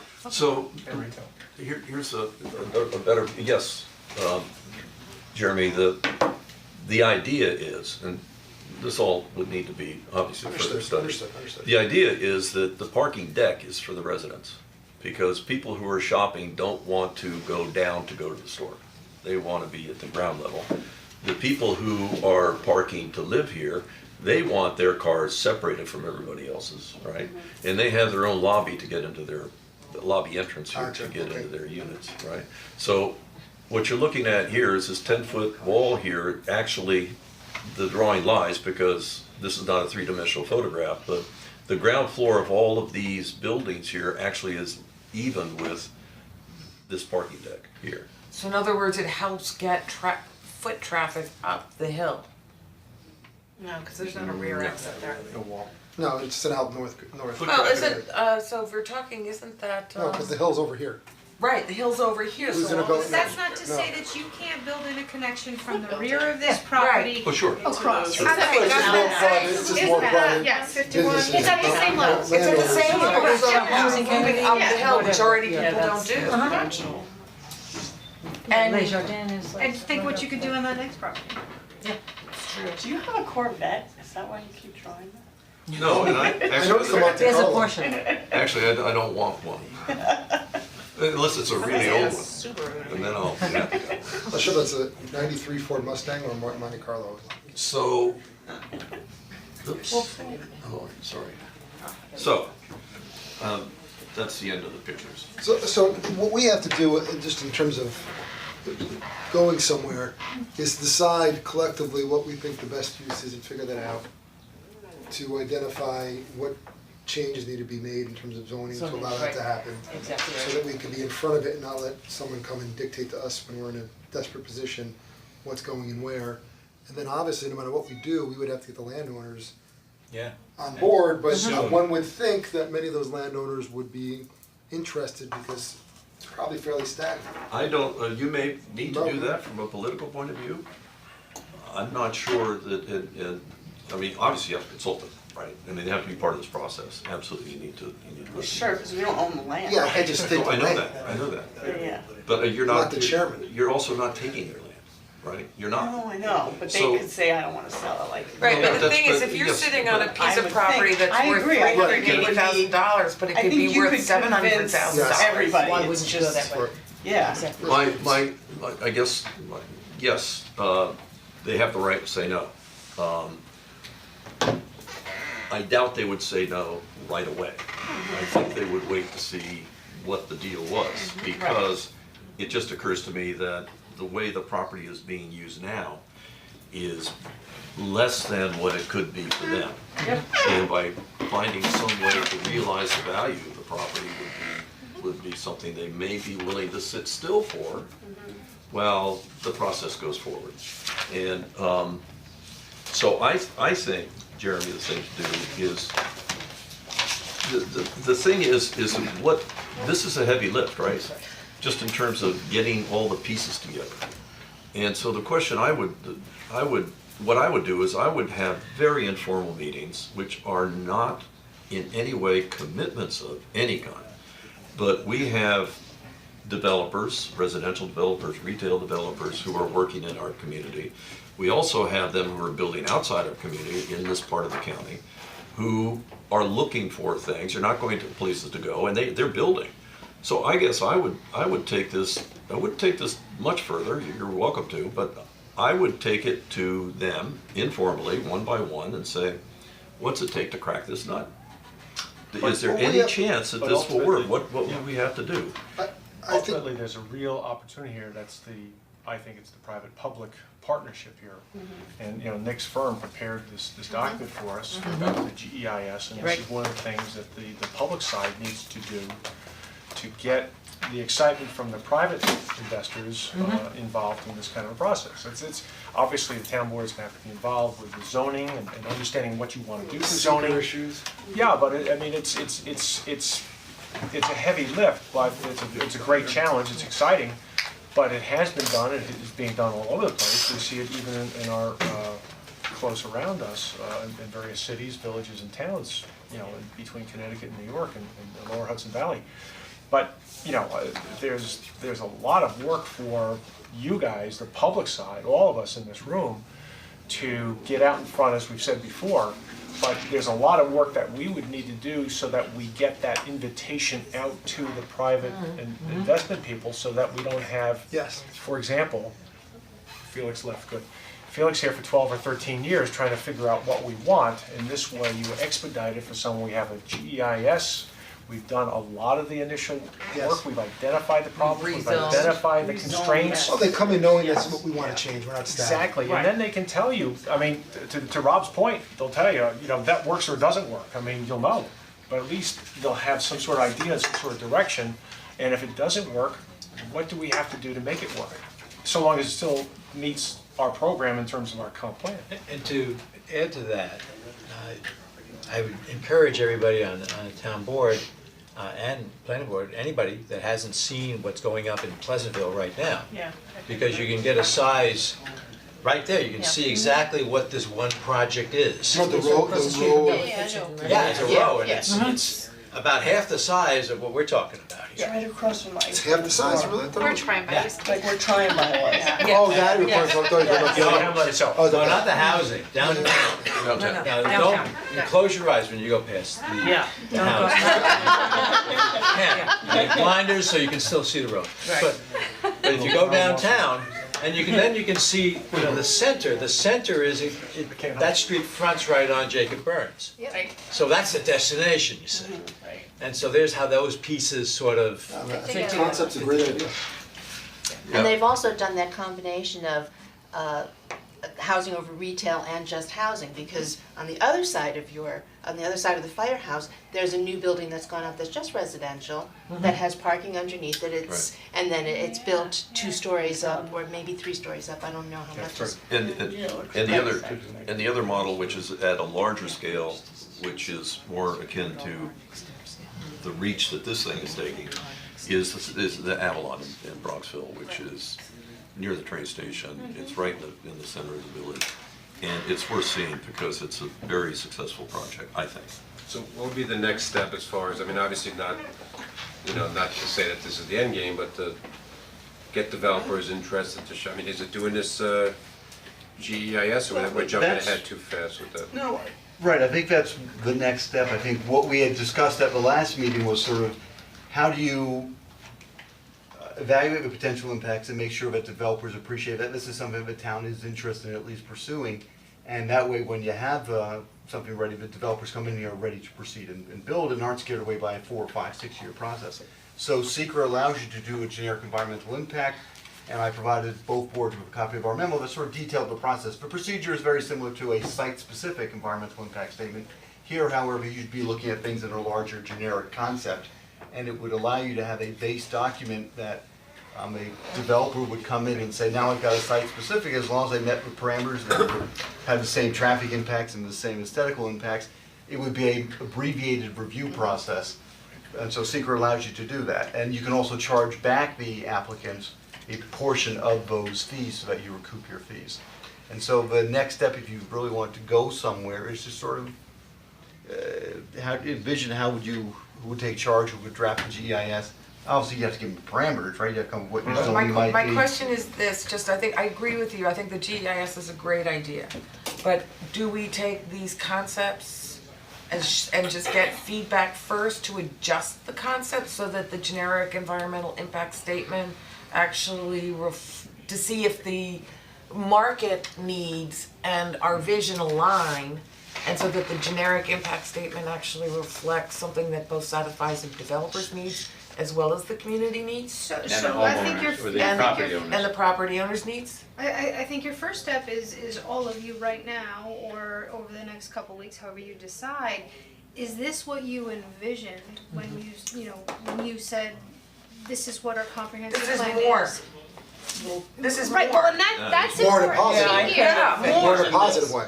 Right, and so It's a that support from both boards is important, and I think that's kind of that first jump. Okay, so this was a good discussion, everybody seemed to like, I believe, I don't wanna put any words in anyone's mouths, what they saw. The next step is really your choice as to whether or not you wanna take this conceptually and bring it back out to the public. You have done this to some extent through, and they have been part of this discussion, which is why this meets with so many of the comp plan goals. Okay, as far as its markets supporting market availability, reliability. What we desire in our community, the mixed use multifamily, the ability to have food and beverage in new spaces that meet today's health codes, go down that list. It is everything that all of the community supported throughout from 2014 to the most recent comp plan. If you wanted to do another public process, you could. I don't think you'd get any difference of opinion. If you wanna speak to the property owners and get their preliminary sentiment, it's a great idea. Arguably, you'd wanna get the sort of the zoning issues and the GIS done first, and then listen, property owners, we've already discussed as a board, this is what can be here, this is Right, value and to you already have a lot of 'Cause otherwise information it's that not feeds tangible. into that GEIS. We already have a lot of it. We Oh, know. we do? We do. When we were doing the streetscape project, we specifically examined stormwater systems, wastewater systems, water supply systems. We stopped short in a lot of the analyses that we started to do when we had to do real digging, like geotech analysis. How deep is the groundwater? What is the soil substrata? Can it support? Is the engineering available to support structures like this? We need to do parking analysis, we need to do traffic analysis, how many units, what does that equate to changes to our parking requirements? This is a walkable, commutable development in relation to the train station. Do you need more than one car car per unit? Can you have no units, have no parking per single bedroom units? These are all of the questions that the GEIS would explore. So can I just pursue this just for a second here? I haven't read your memo, forgive me, and I'm anxious to. But, and I wonder if sooner or later, I think that the town needs to get to some level of specificity with regard to what it wants. A GEIS may set the parameters for the whole hamlet, but it doesn't necessarily speak with any specific definition to this one place in the hamlet. Depends how you're defining the area to be Yeah. studied. If you defined it just to be what's being styled the North Greeley Improvement District area, then you would have a very specific GEIS. Yes, you would, but, okay, great. However, that doesn't answer all the questions that Sabrina's bringing up, which is, what about the rest of the hamlet? I mean, what if one goes ahead and does this, and all of a sudden, nobody can move in town, because you can't do anything else in town, any other development in town, because there's just too much traffic there now. Right. So, that's part of, I think, that I'm not sure it has to be a GEIS. If you have the studies done anyway, you can get a sense of how much traffic is too much traffic. Yeah. You can get a sense of, well, we can do this much development here and this much development here. A lot of the things that you would address in a formal GEIS would be things that you could have an understanding of, I would think, potentially, enough to then go to a more specific one here, and or a more specific one at the other end of the street, in this area around here, in order to focus your efforts to a conversation with the developers that are gonna come in. And the value of the And say, GIS. this is it. Right, and I think the value of the GIS, I think we can meld both concepts together, it gives the developers and the property owners sort of that belief that this is actually going to become a reality, and that they can get there sooner than later. Right, it's not a That's- 25-year process. Now, can I ask a question about zoning? That's fine, I just But I think think there you're should be right. enough It's the scope. specificity in each area in order for it to be valuable in directing a conversation. Directing a conversation with the developer, rather than having the developer come in and say, okay, gee, I know what happened to this guy over there when he walked into town, right? So I think that that's not only, I'm sorry, Lisa, not only being specific about what the town wants, but giving the assurance to a developer coming in, we've already made this decision. You're either gonna play or not play. Well, I think the memo actually does do that. I think the firm's memo actually addresses some of those things in some detail. So it is really a very, very helpful memo that makes Yeah, I firms haven't read it. prepare. Yeah, it's good because it does anticipate those kinds of questions, Tom. So it's not just an amorphic blob that really is meaningless to developers. So the GIS, I agree, is a good idea. If we wanted to do, let's say this plan, we decide we wanna do this, I would think, I know you just said, well, we should do the zoning first and then bring in the developers and they know they can go, but my concern would be, we do a zoning change first and then let's just say, the property owners say, I don't wanna sell. So then we've just opened up the door to potential zoning that we don't necessarily want. We don't want somebody picking and choosing and saying, okay, this building, you're saying you're gonna sell, great, I'm a developer coming in, I'm gonna buy it, and now the zoning is telling me I can build a You do not three. legislate the zoning. The zoning that is needed to do the vision that you are doing the GEIS on is examined through the GEIS. You would not take a legislative action to amend zoning. Well, that was my question. You have to go through the GEIS. At least But- say eventually No, you're no, going to do no, zoning. right, what I'm saying is, we've done the GEIS, we've decided that this can be done, and this is what we wanna Yes. do. My concern would be, I would not wanna change the zoning before we get necessarily a developer coming in or buy-in from all the business owners, because I would hate, as the town, to have changed the zoning, said, this is great, we're gonna put an apartment building here, then the landowners say, I don't want this, and only one sells, and then we get a developer coming in, putting a three-story apartment building there that's not fitting within a And larger to vision, it avoid the would Hunt's make me Place very dilemma, nervous. yeah, to avoid the Hunt's Right. Place dilemma, Your couldn't it new be all for zoning. one and one for all? No, Sort of like you your- can make that whole, it's either the entire, this is my concern. entire Here, street. your concern is validated. Your Karen, new have you zoning foresight? is a combination of form-based zoning, which is depicting what you are visually seeing, as well as standard zoning like we have now. So it's a combination zoning. Our zoning right now is not descriptive whatsoever. You get the conifer building, okay? We had to, for every architectural detail in that building, we had to work with the developer and get the developer to agree with us. Your zoning would dictate this, and there's specific architectural detailing that goes into zoning that's called a form-based zone. It can't strictly be form, but it can be heavy in form, enough so that you will not get something that does not represent this So vision. GIS we- would look at that. Yes. We already, we've just been through this, Chapel Crossing. We Yes. had a PDCP, it's PCDB or? PDC, preliminary development concept. But that was after the It's a zoning. number closest. Yes, it was, That was after it was after the zoning. Whatever it's called. That was No. after the zoning was I changed. thought that that was before No. the zoning. Well, whatever the, we don't have to resolve that right, I mean, In part. I don't get an But answer. it should have been before. There's big changes. Well, I think the point is though that these are things that have to go on. Right, we have to figure out how to do, what's the first, is it GIS, that's part of the general zoning, And not a some of these will, statutory and change? some of these will travel at the same time. So maybe what we need You to got do a is couple that tracks. Sabrina and I and Jill should sit down at the staff level and come up with a game plan that we can present you, taking what we've heard tonight, the direction you're giving us, and sort of map it out. I would also You just guys throw- can tweak it. I just wanna throw out one more, Not with the concept, but with the process. I just wanna throw out Yeah, one more we need piece of to, we need information. to flesh out the process. Just, this is not to say that we should do it, I'm just throwing this out there because we may have forgotten that we actually paid for a survey. We were gonna do the survey as part of the comprehensive plan, and we decided that we would do it down the road with more specificity. And we paid for that already, and I think that's a random survey of 300 people that at some point we can use for whatever we need.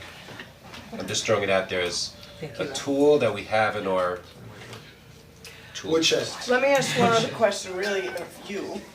So, you focused on this one specific area, which is what we talked about, but does it limit us to look at that one specific area without then considering the rest of the You downtown? need to consider the rest of Right, the that's what you downtown said. first. First, yeah, because what if, just throwing it out there, what if we decided this building should move?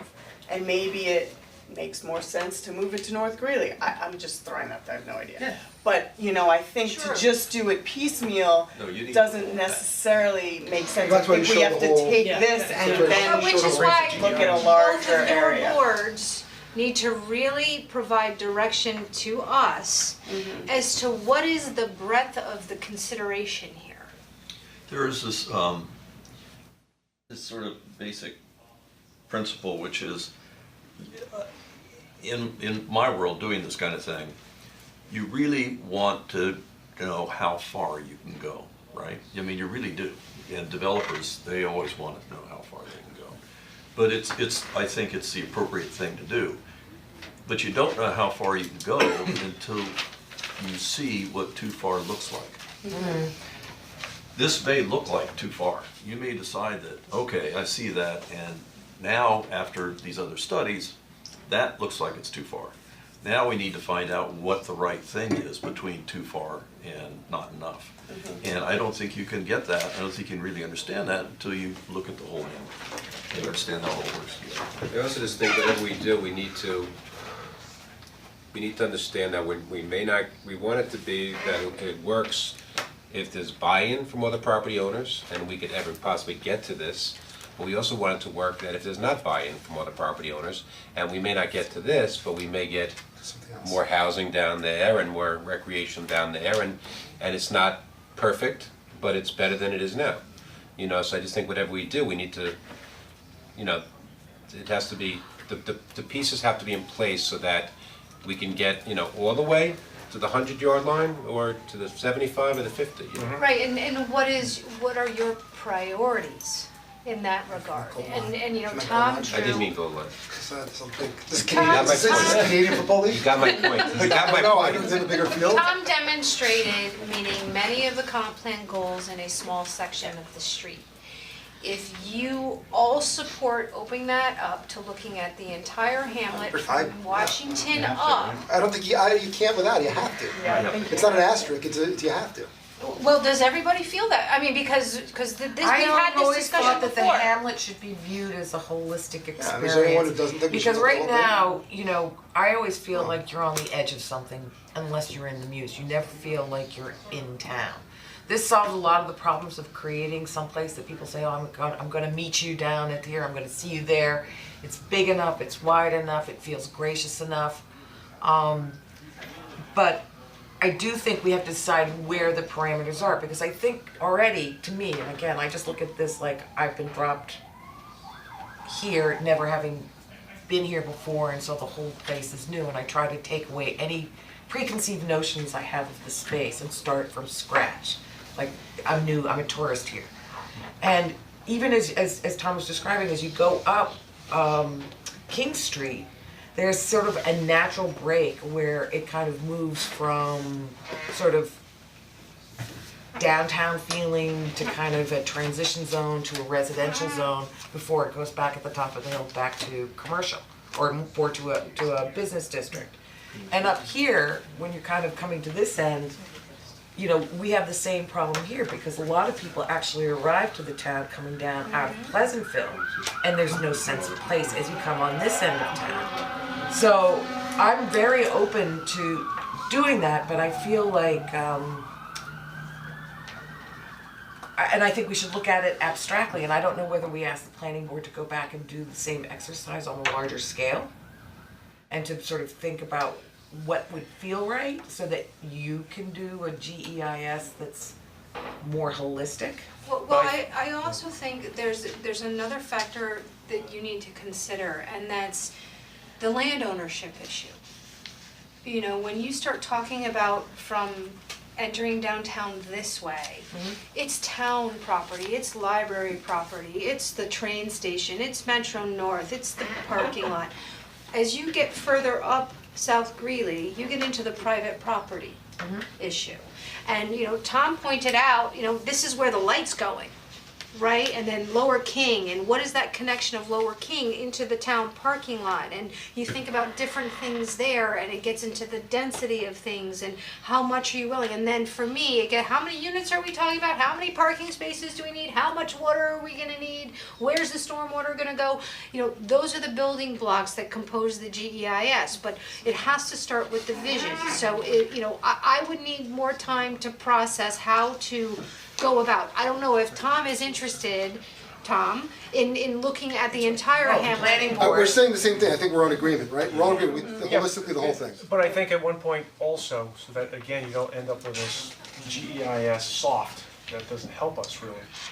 You can look at it in this way, you know, across the board, but at some time, at some point, you're gonna have to concentrate somewhere, and maybe, and I think Nick's memo speaks to this, you can have levels of detail.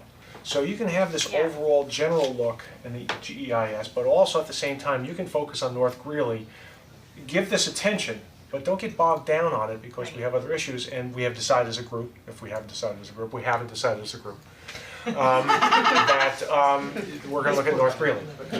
But, you know, that's what we need to do, it seems to me, because otherwise, if you just make it so soft, it's not gonna be helpful to us. Nick, But you have to start somewhere we are. But I don't dislike you, And I we're also on the feel same that page. North Greeley is Let's just do appropriate it. because I am Move forward. very concerned about that Rite Aid space. Let me just say one quick thing, I don't wanna start the conversation. Without developing the train station, which is, it's a whole different project, but if you look at the space where we're sitting right here, town-owned property with, you know, with town hall on it, and even if we do everything that Tom is suggesting, but let's just say we take that pool and we plop it down right here, and you stick town hall on the second floor, the third floor, and maybe a recreation center. I'm not saying we do that, but that's something that this is land that we actually own, and, you know, so the point is, we have to look at it, at the whole town. Yeah, agreed, I don't think we'll ultimately decide. But I'm not saying the whole train station, because that could just bog down everything and we'd never do it, you know? That's a tough nut. Right, exactly, so I mean, but this is property that definitely should be considered. I always thought that this would be the first place to go, because it's the easiest to Right, control. exactly. So, Well, I think it task was, for I think guys one of is the to- things that, I have to tell you, one of the things that I like about Tom's drawing, just giving you my reaction now that I'm sort of sitting with it for just a few minutes is, you know, you right now have kind of siloed shopping districts, right? You've got the Muse, you've got North Greeley, then you have Susan Lawrence with nothing past it. It's sort of very kind of siloed, there's no way that you're actually moving people from store to store. And one of the things that I thought that was interesting about Tom's presentation is there was multiple places, whether it was the draw of the swimming pool, whether it was the draw of the town square, whether it's the draw of the housing.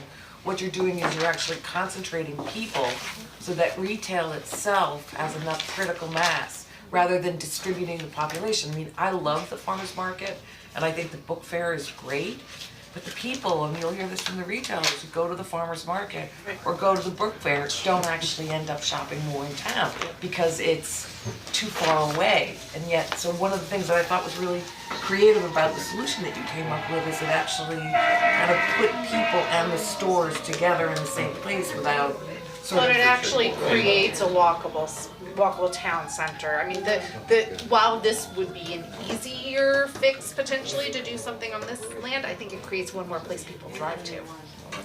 But don't know that. alternatively, you could put retail on the bottom here with Right. And parking you move it out and to a the square street. up But here let's not get and bogged down then into that whole keep conversation. I mean, I us, think. you know, this on the second We're floor good. and, you know, Say- continue the It was really retail. good. I mean, I don't know how you Take the reins. This is a great discussion because we've just proven the Yeah. layer approach. Yeah. And so that you need the overall view, you need to start working on a piece, and that piece is all flexible things. You're here. Yep.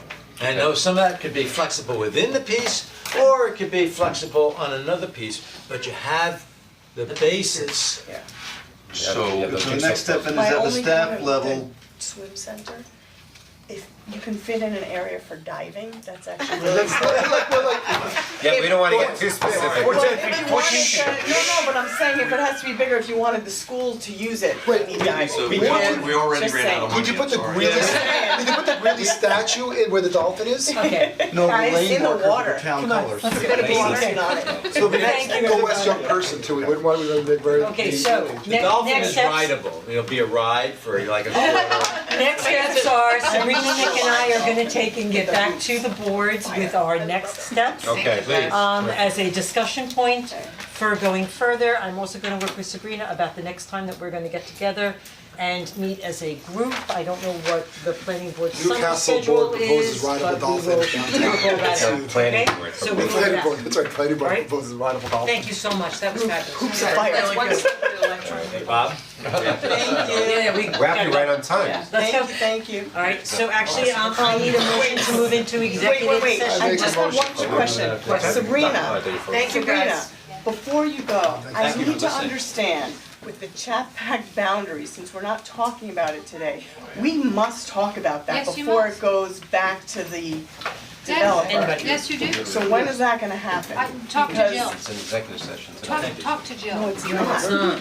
But I need you there and potentially the planning board, because what was proposed is Planning board. completely inappropriate. Planning board Enjoy your meeting. I hope I didn't sloppy to my tuna bread. It's okay, I collected most of the cup. needs to weigh in and then the planning board. I'm a multifamily and mixed use Okay. developer, so Oh. that's what I do. You have to comment. So we're gonna watch and get involved? What's that? We're here to watch and. I'm a little Hopefully freaked get out involved. by know, I see and I have no heads up on it, and I'm like freaked. Well, it is.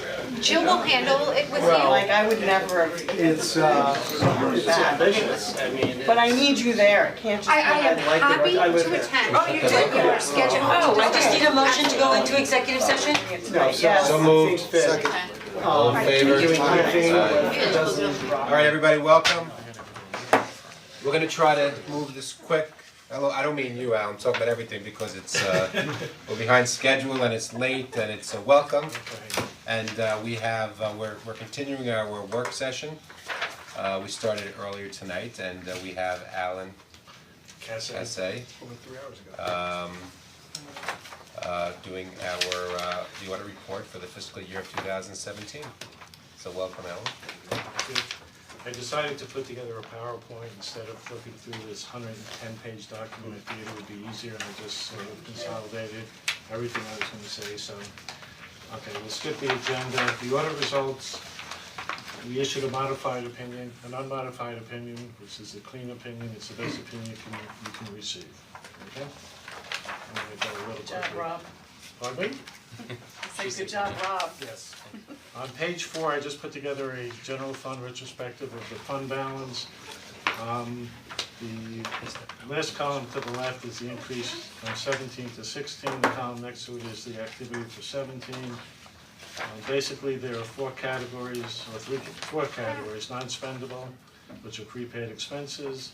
The long-term receivables is the county and school taxes receivable. Since they're not your taxes, we don't factor them into the allowance and the deferred calculation. You have a reserve for debt service from closed capital projects where there are excess bond funds, and that money has to be restricted for debt service. Then you have your assigned fund balance purchases on order, which are encumbrances at the end of the year, and then the subsequent year expenditures. In 2017, 16, and 15, you took 75,000 out of the debt service reserve and used that to balance your subsequent year's budget, and you're basically using the reserve to reduce your general fund expense for the taxes. Normally, you would raise property taxes to pay the debt. This way you have the reserve, so you're using that instead, okay? And you did that for the past 3 years. In 2014, you just used unassigned fund balance for 75,000. And then you have your unassigned fund balance at the end of 17 is 8,723,000.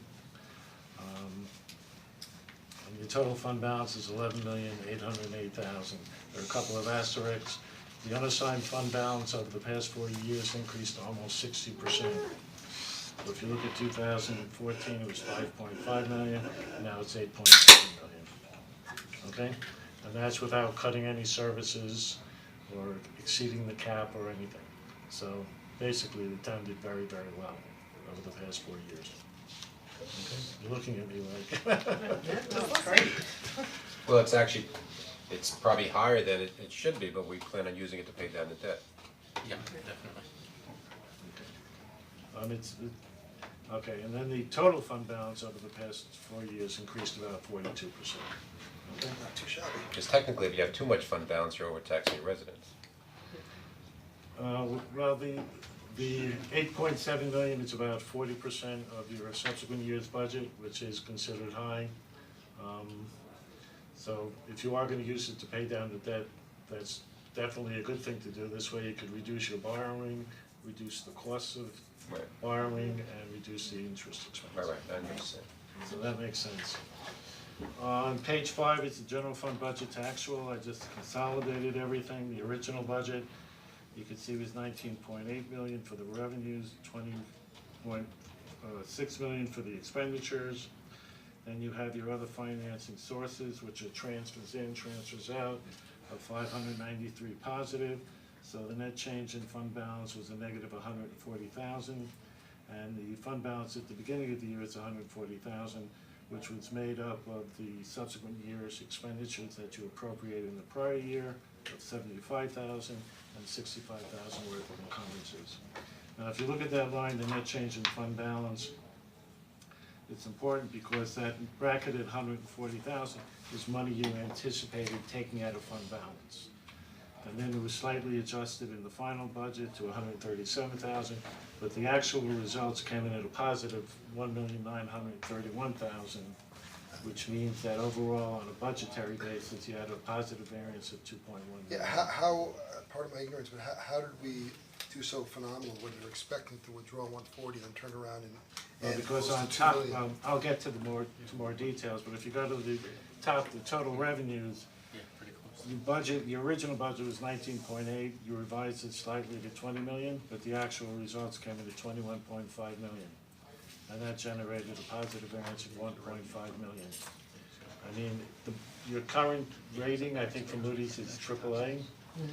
Part of the reason is because of the way you do your budget, the conservative portion of your budget in terms of the revenues, and that's, Moody's likes that, as opposed to being more aggressive. Because the revenues, aside from the property taxes, you have no control over any of the revenues. Alright, so it's done very conservatively. The expenditures, you have control over your budget, and you generated a positive variance there of $525,000, okay? All good news. And you may wanna point out also, and you probably will later, about when you're talking the overall increase of 1.9, that's not just the unassigned, that's the total. You had there's a big variance there. So let's do the The very long-term conservative receivable. behavior on our part. Pardon me? Let's do the very conservative analysis on your part. Yeah, definitely, if you look, and I think Alan's gonna cover a few of the topics in the Right, next so couple if you pages. flip the page 6, these four revenues make up about 96% of the positive variance. You had your non-property taxes, which generated a variance of $230,000, and that's primarily from sales tax. I mean, it came in, you know, your originally budget was 2.4 million, which was probably what you got in the prior year, so to be conservative, you basically left it alone. And the sales tax was up this year for $230,000. Departmental income generated a positive variance of $520,000, and that was in the planning board and rec and park fees, because of the work that's being done on the Reader's Digest property, and the summer camp had a surplus. Licensing permits generated a positive variance of $179,000, primarily from building permits, and the mortgage tax had a positive variance of $537,000. So the 1.5 million total revenue positive variance, these four categories make up 1.5 million of that. So, I mean, Yeah, the mortgage tax, we had budgeted, I think, $950 or $975, and my second payment, you get 2 payments a year, my second payment was over $900,000, which I've never seen since I've been here, that was through the roof. The first payment was right around 500, so I thought we were gonna end the year pretty close, and the second payment was almost double what the first one was, so. That means a lot of houses are turning over? No, I mean, that's mortgage tax collected, so, I mean, Yeah, houses sold. obviously a lot of the homes sold.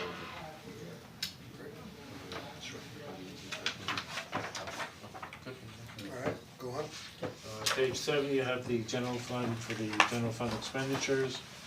And again, I only selected the 3 categories: general government support, culture and rec, and employee benefits. And these 3 categories generated a positive variance of almost 500,000. And the general government support basically was split through all the categories. There was no one particular function that was responsible for the 88,000. Culture and rec had a positive variance of 67,000, and that was from parks. And the employee benefits, up to 340,000, 99% of that was within the health insurance. That's great to see that. And the health insurance, what that is, it's due to our self-insurance plan. So what happens at the end of the year, we make premium payments into our pool, and at the end of the year, after we see the results, our claims were much less than anticipated, so that money comes back as a credit to us, so that kind of sits in. How are we looking this year, Ron? So far, pretty good.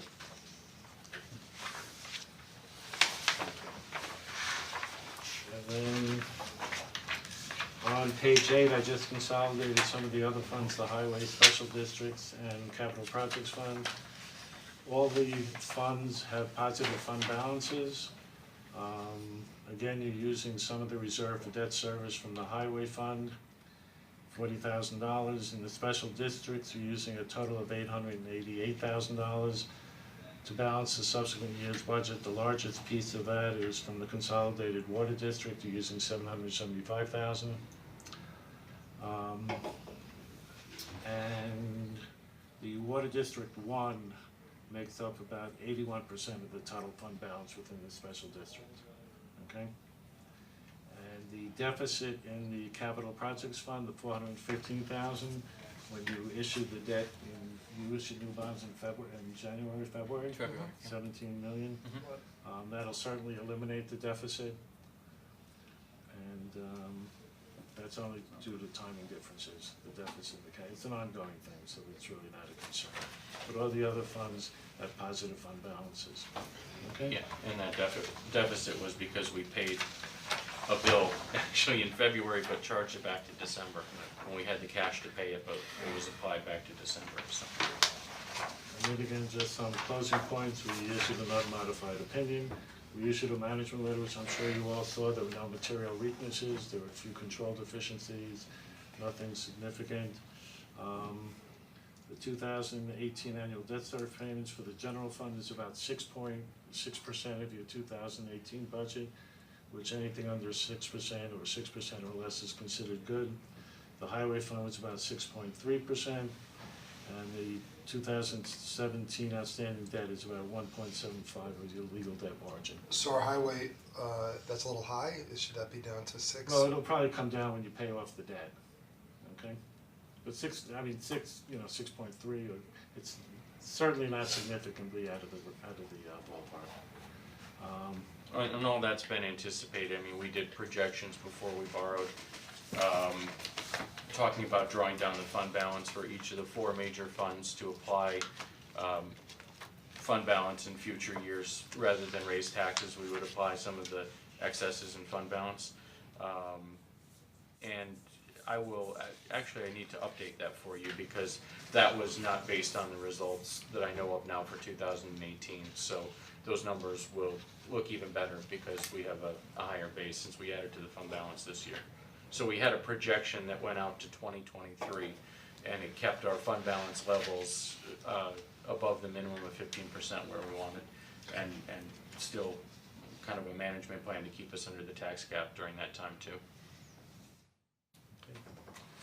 For 2016, we received the Certificate of Achievement for Excellent Financial Reporting. You issued a CAFR again for 17, I'm sure you'll get the award. The property tax collections in 2017 remained strong, about 99.5% were collected in the year. That's unbelievable. It's very good. And there are some new GASB pronouncements that are coming out that'll affect you, but nothing that you have to be concerned with. There's some OPEB new reporting that's going to take place in 2018. In 2019, basically they're getting rid of the agency fund, they're going to be fiduciary funds. And in 2020, they're changing leases, so all leases are now going to be treated as capital leases.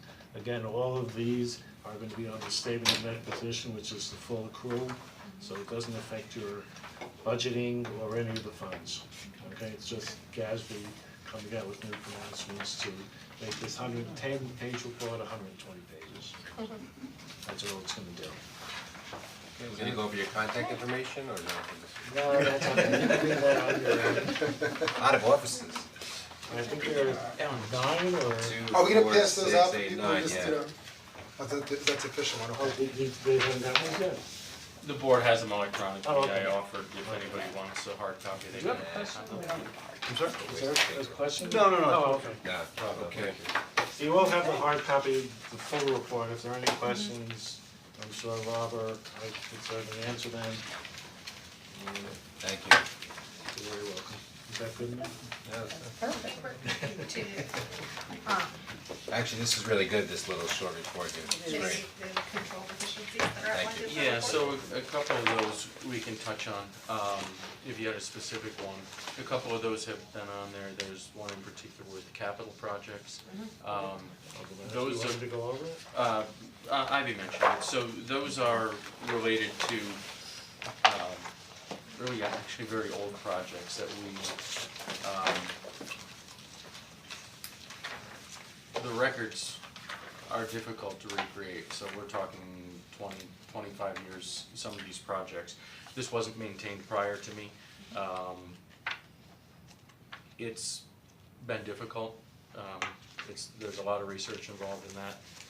I think Alan can attest to the fact that for any capital projects, certainly since I've come on board and more in particular Diana that works in my office, any of the monies borrowed recently are accounted for. Right. So the current activities there.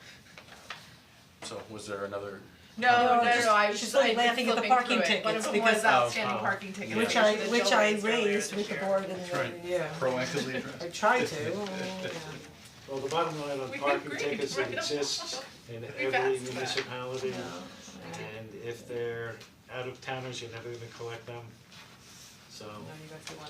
We talked about dealing doing with some this. reciprocity. Yeah. Maybe you could collect them for us. You deal with all different towns. Taking business. I'll look into it. Look, you get accountants, advisors, and parking ticket. Parking ticket collection. So, Thanks, anything else? Good night.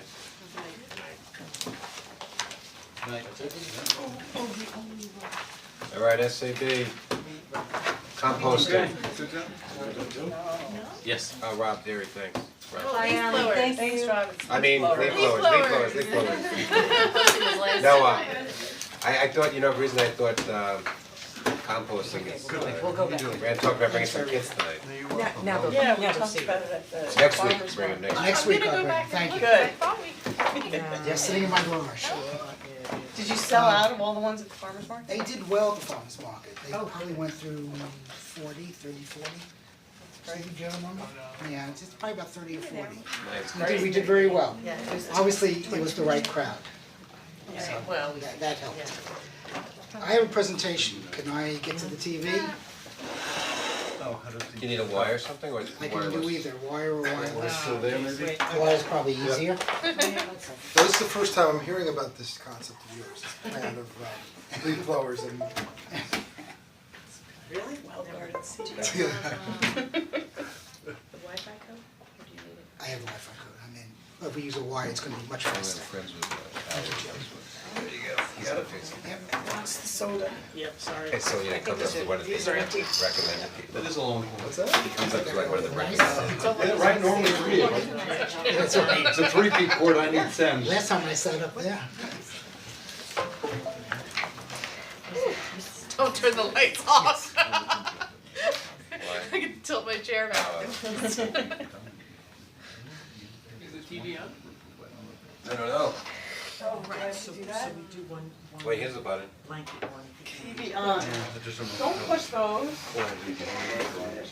Please wait while TV warms up. there we go, Nice. okay. That's pretty fast. So, thank you everyone for allowing us to come and present, we're gonna be talking about gas leaf blowers. Why are we here to discuss it? All motorized leaf blowers. Motorized, I said gas before, you're right, I gotta fix that first slide. Electric also. Motorized blowers is what we're talking around. So wideband, we're gonna go over wideband motorized blowers. Some of you have seen some of this before, I think there's some new material here. What are our neighbors doing about it? Highlights of the legislation, rollout of the timeline, the support for a ban, FAQs that we have put together, and then questions and next steps. So why ban motorized blowers? There are three basic pollutants that a motorized blower contributes. The one that most of us are aware of because it bothers us every day that we're working in our home office is noise pollution. OSHA safety standard is 85 dBA. We'll take a look later at how these things are way too noisy. The second one is the carbon offsets, the carbon monoxide, nitrous oxide, and hydrocarbon emissions. It's the second one that most of us know about and think about. And then the third pollutant is particle pollutant, one that most people don't realize is a problem, but when you really come down to it, is probably a greater problem than the first or the second. So let's go through them, I'm gonna try to run through it fast, stop me at any point. I can talk in a New York minute, so you might wanna slow me down. Noise pollution. The key points here is that the gas motorized blowers are at about a 95 decibel level. That's greater than OSHA standard. For every 10 dB increase, it basically doubles the experience that you go through. So your normal dishwasher, vacuum cleaner is 60, 65, 70 dBA. At 85 or 95, you're really getting to the point where hearing loss is starting to occur. You can see it a little bit better in OSHA's standard 1910.95. I know that means a lot to everybody, but when you talk to OSHA, what they'll tell you is that in a work environment, if you have a noise of 95 dBA, you can only have a duration of 4 hours or less without experiencing hearing loss. One of the areas that we need to look at to protect the citizens is really the workers. And the workers are using these things 8 hours a day, 5, 7, 6 days a week. So they're exposed to levels that are far beyond what they should. But they wear earphones, I mean. Some do, some don't. You know, if you drive around, you'll see some wearing them and some being cavalier and not wearing any protective equipment. What's causing all of this problem? Carbon emissions from a gas leaf engine blower, motorized blower. I'll get there. Two-stroke engines, how two-stroke engines work. This is an example of a two-stroke engine working. Basically what's happening here is there's no catalytic converter, there's nothing to protect the exhaust for after the gas burns. And the other big issue is that gas itself comes out of that exhaust pipe. So unlike a convention engine or even a four-stroke engine, these are just throwing carbon emissions out right and left. The other big statistic that we've talked about with others is that a study was done by Edmund the car people, where they tested a Ford F-150 against a backpack, a two-stroke leaf blower backpack. And they did that test and they found that the equivalence was 1/2 hour usage of a gas leaf blower is equal to driving a Ford F-150 from New York to Alaska, 3,900 miles. Just think about that for a few minutes. That's an incredible statistic. Yeah. Putting it to what happens in our community, a half-hour usage for everyone that in Newcastle, and the number I came up with was 6180, you might have a better number than I do. Using it once every other week is equivalent to driving 18,540 miles, or basically to the moon and back 7 times. So it's putting out a lot of pollutants on the carbon side. If I can move forward. The last part of it is particle pollution. Particle pollution is when it kicks up small, fine particles, and in the next slide we'll show you a little bit more what those are. But there was a study done again in California of the amount of particle pollution kicked up after using a leaf blower, that's the top line there, compared to a busy nearby intersection, and it was 53 times greater. The one on the right, they did another test where they compared it to the background levels around that when the machine was turned off. And that was 24 times greater. So these machines are kicking up a lot of particles. This is some statistics I got from the American Academy of Pediatrics. A two-stroke engine accounts for the vast majority of the fine particle pollutions in landscape maintenance. I'm not going to read through it all, but you'll see that the particles that are being kicked up could be anything from animal fecal matter to fertilizer to heavy metals to pesticides. They contribute to the decline of the elderly's health and the young people's health. So why ban motorized blowers? In summary, because of all these bad things they offer. And this is a summarized display of that. So, when I talk to people, what I normally hear is, well, there's benefits. We've talked about the risks, I'm going to focus on what the benefits are. So people say there's increased efficiencies, there's economic benefits, and it's needed during the summer months. Well, when you come down to it, if we would take a look and say whether it's true or false, the benefits are false and the risks are true. There is no benefit to economic efficiencies. There is no benefit economically. It costs more to run a gas leaf blower than it does a motorized one if that was an option. and it costs a lot more than having somebody with a broom or a rake. So when you talk to the landscaping companies and you say, banning, you're gonna ban them, you're not gonna allow them during summer months, most of the time they're happy, because it's less costly for them.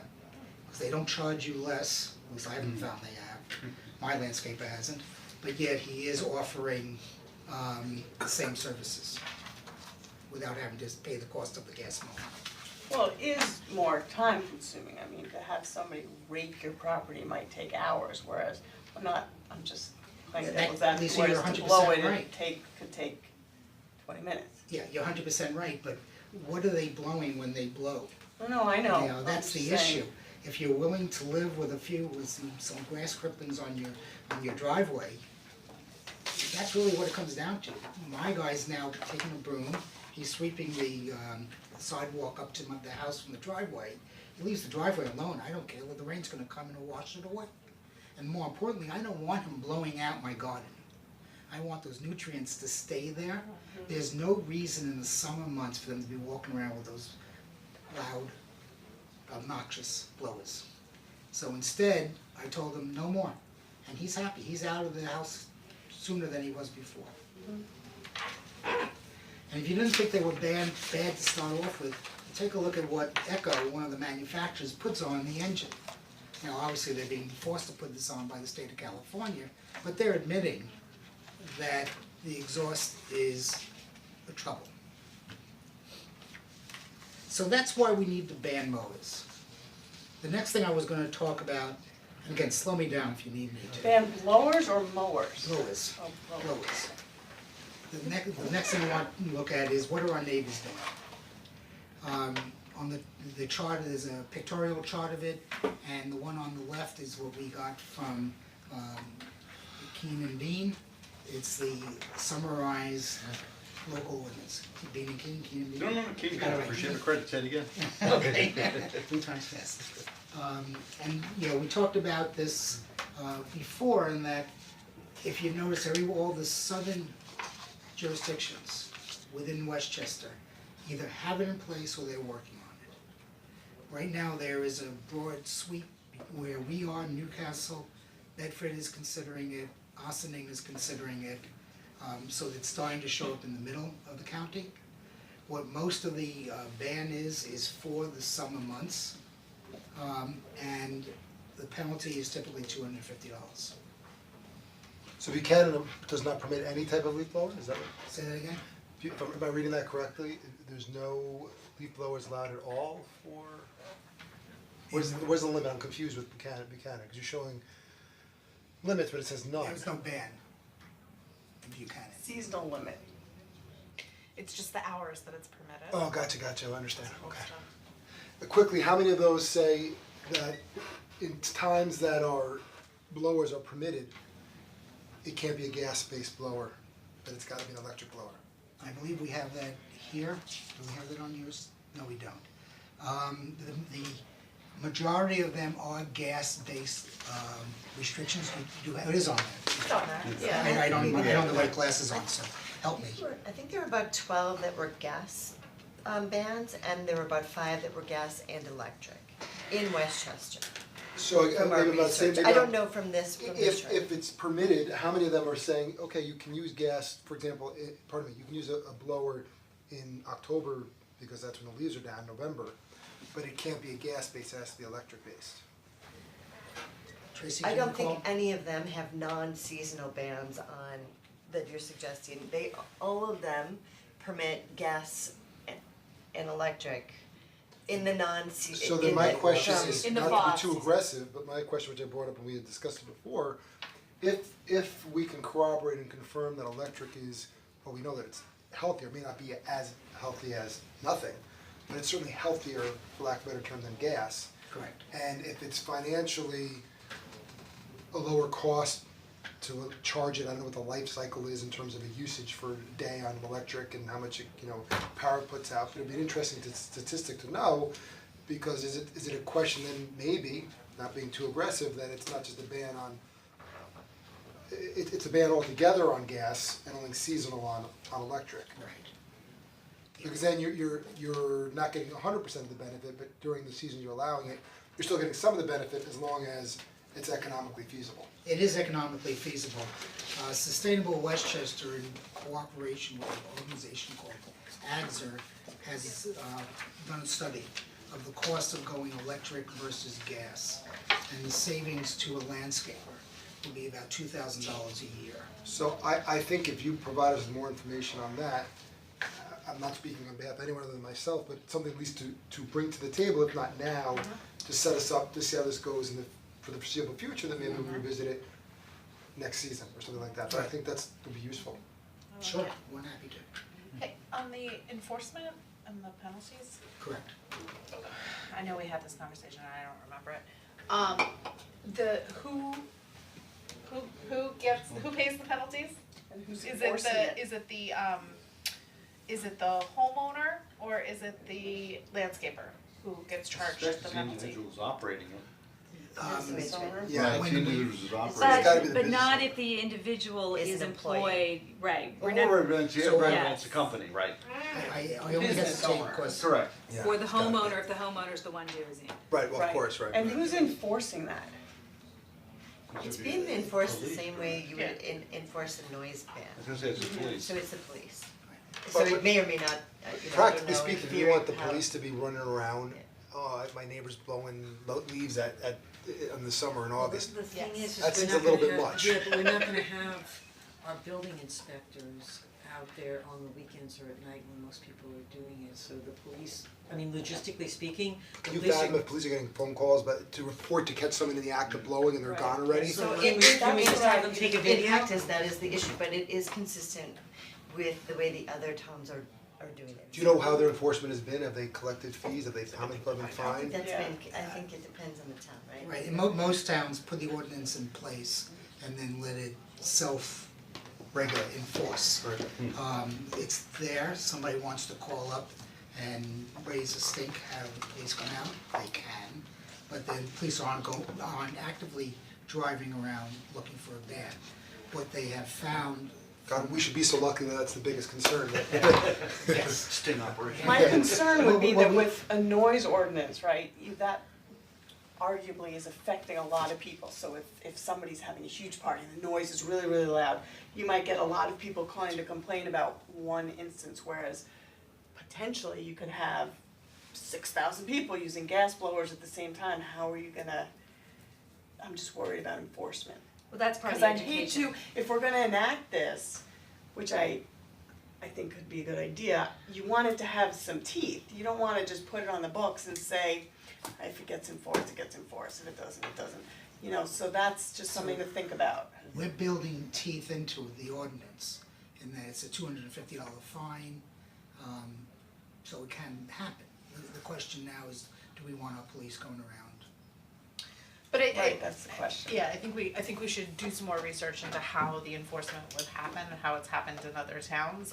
Because I think there's also the issue of, you know, let's say the way that it happens is that I call and I tell on my neighbor and I say the Macentis or, you know, they have their landscapers here and they're blowing the leaves off their lawn, get out here immediately. Well, by the time that the police get out there, they're gone, right? Because I don't know how long the landscapers are at your house, they're at my house for like, you know, all of 10 minutes. I tend to think practically what's gonna happen, it's probably happening in other communities, is that when the landscaper has a business and he or she knows that he can come to Newcastle or Bedford, wherever the heck he's gonna be, and he could lose $1,000 on that day, Yeah, he or she ain't gonna do it. yeah. Right. Out of fear that even one is one too many. When I've talked with other towns, the self-enforcement is just that. They don't want Is to go that into the guy's they lobby. educate the town and then they let people enforce it on their own, knowing that a landscaper knows, and by the way, when I said to my landscaper, you can't be using a blower, his response was, oh yeah, that's just like, and he named some other town, And to me too. 20 named. So they're used to it, the landscapers are more than happy to switch away from it because it's less costly for them. So it becomes a self-enforcement thing. Will the police get called, or will they have to come out? If the legislation's written that way, obviously they're gonna need to do it, or suggest to do it. But that I don't think is in the realm of really something we can construct at this point, except to say that's the way enforcement should happen, because we don't have a lawn catcher. What is your current experience with tree removal? I mean, this is something similar to that, where neighbor is generally reporting that, oh, my neighbor is chopping down like It 7 happens, I mean, it's a sensitive area, it's a very sensitive area, like what's going on in the West End and the particular property development there, but my experience, I think I'm a good person to say is former town prosecutor, people do it with fair regularity without anything happening. Right. Unless someone's gonna be that aggressive to report them, or it's clearly out in the open. And it's not necessarily an enforcement issue, but things just, or when it even came to us, very often we would work out a resolution to fix and remediate and pay a fine or something like that, but I think you'd be surprised when people take down trees without permission.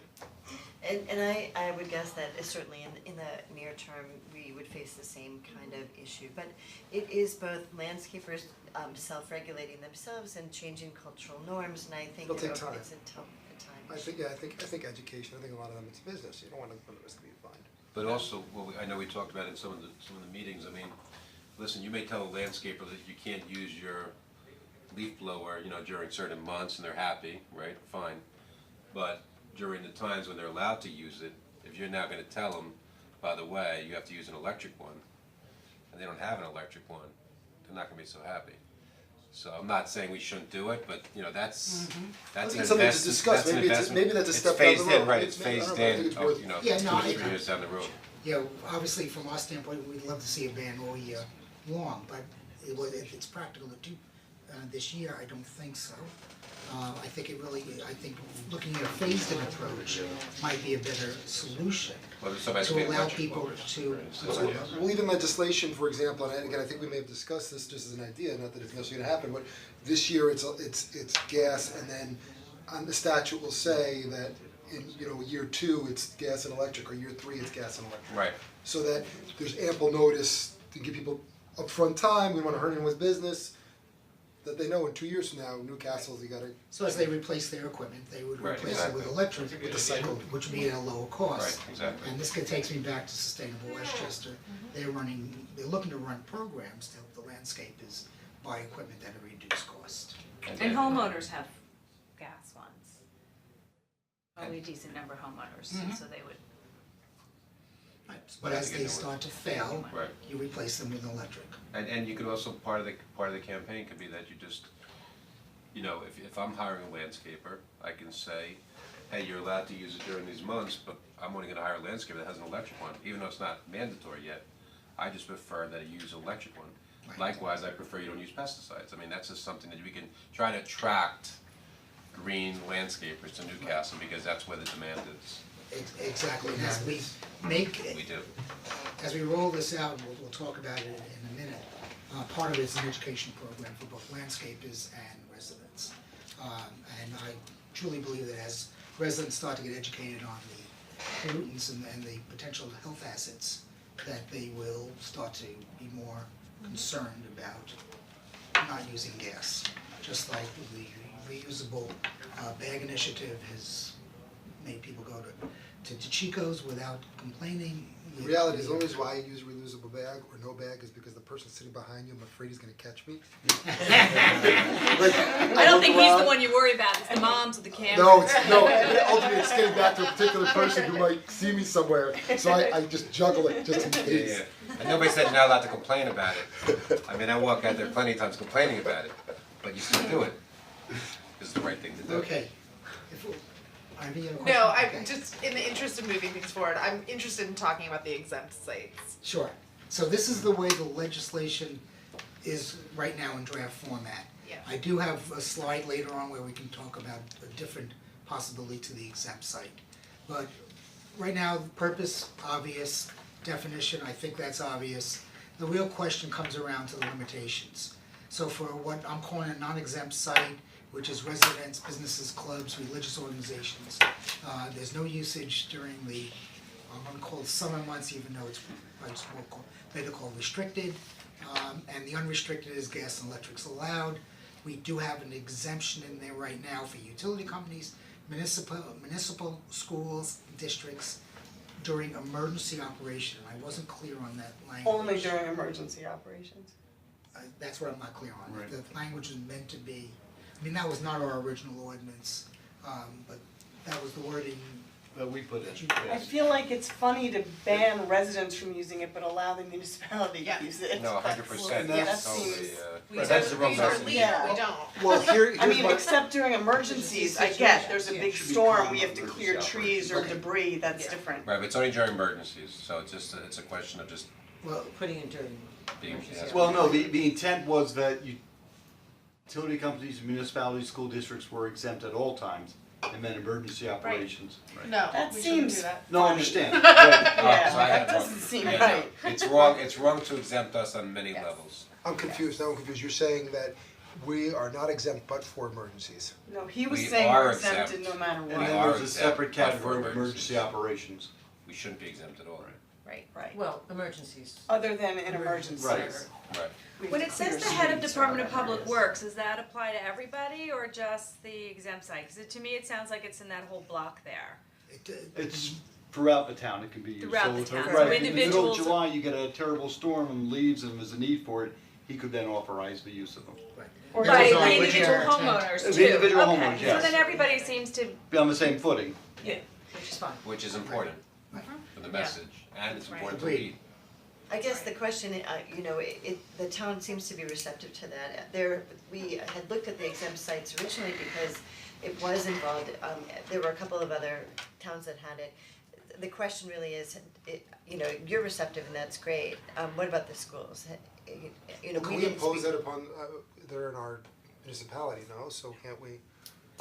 It's interesting because I've gotta look at that, so they are exempt because they're a co-equal governmental branch. So there are some codes that they do have to comply with, like I believe the noise, for example. Maybe this will give us an opportunity to revisit whether Oh, the is that schools would like to also- enter into an agreement with the town for a joint procurement for landscape services.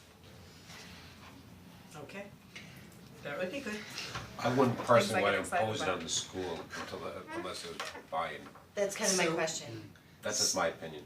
So You when know, we- and there are athletic facilities, if there are leaves all over the football field, they need to but be that's, able to with clear the- them. that's the fall. turf, I don't know how that works. That's Yeah. fall. Yeah. So Right. we had we at the SAB came up with an alternative seasonal limitation. Suggestion, it's on the screen right now, and that is to break the difference between acreage.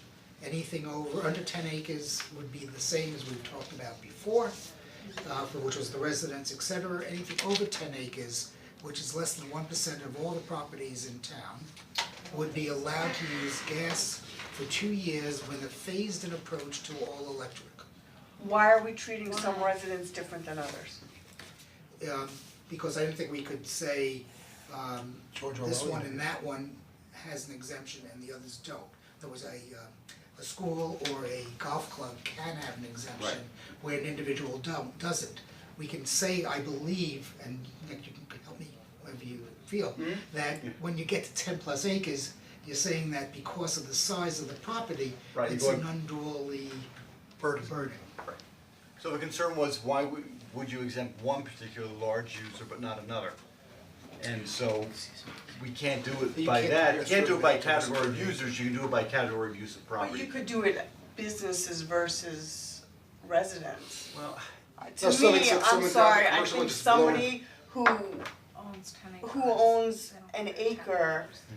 shouldn't, arguably, you need a leaf blower significantly longer time on 10 acres than you do on 1 acre. Right. And I don't think that people who potentially have, the way it's gonna come out is people who have more money, who own 10 acres, are allowed to do what they wanna do, but people who have less and have smaller properties can't. Right, so the question So I becomes don't with think respect, that's for example, to right.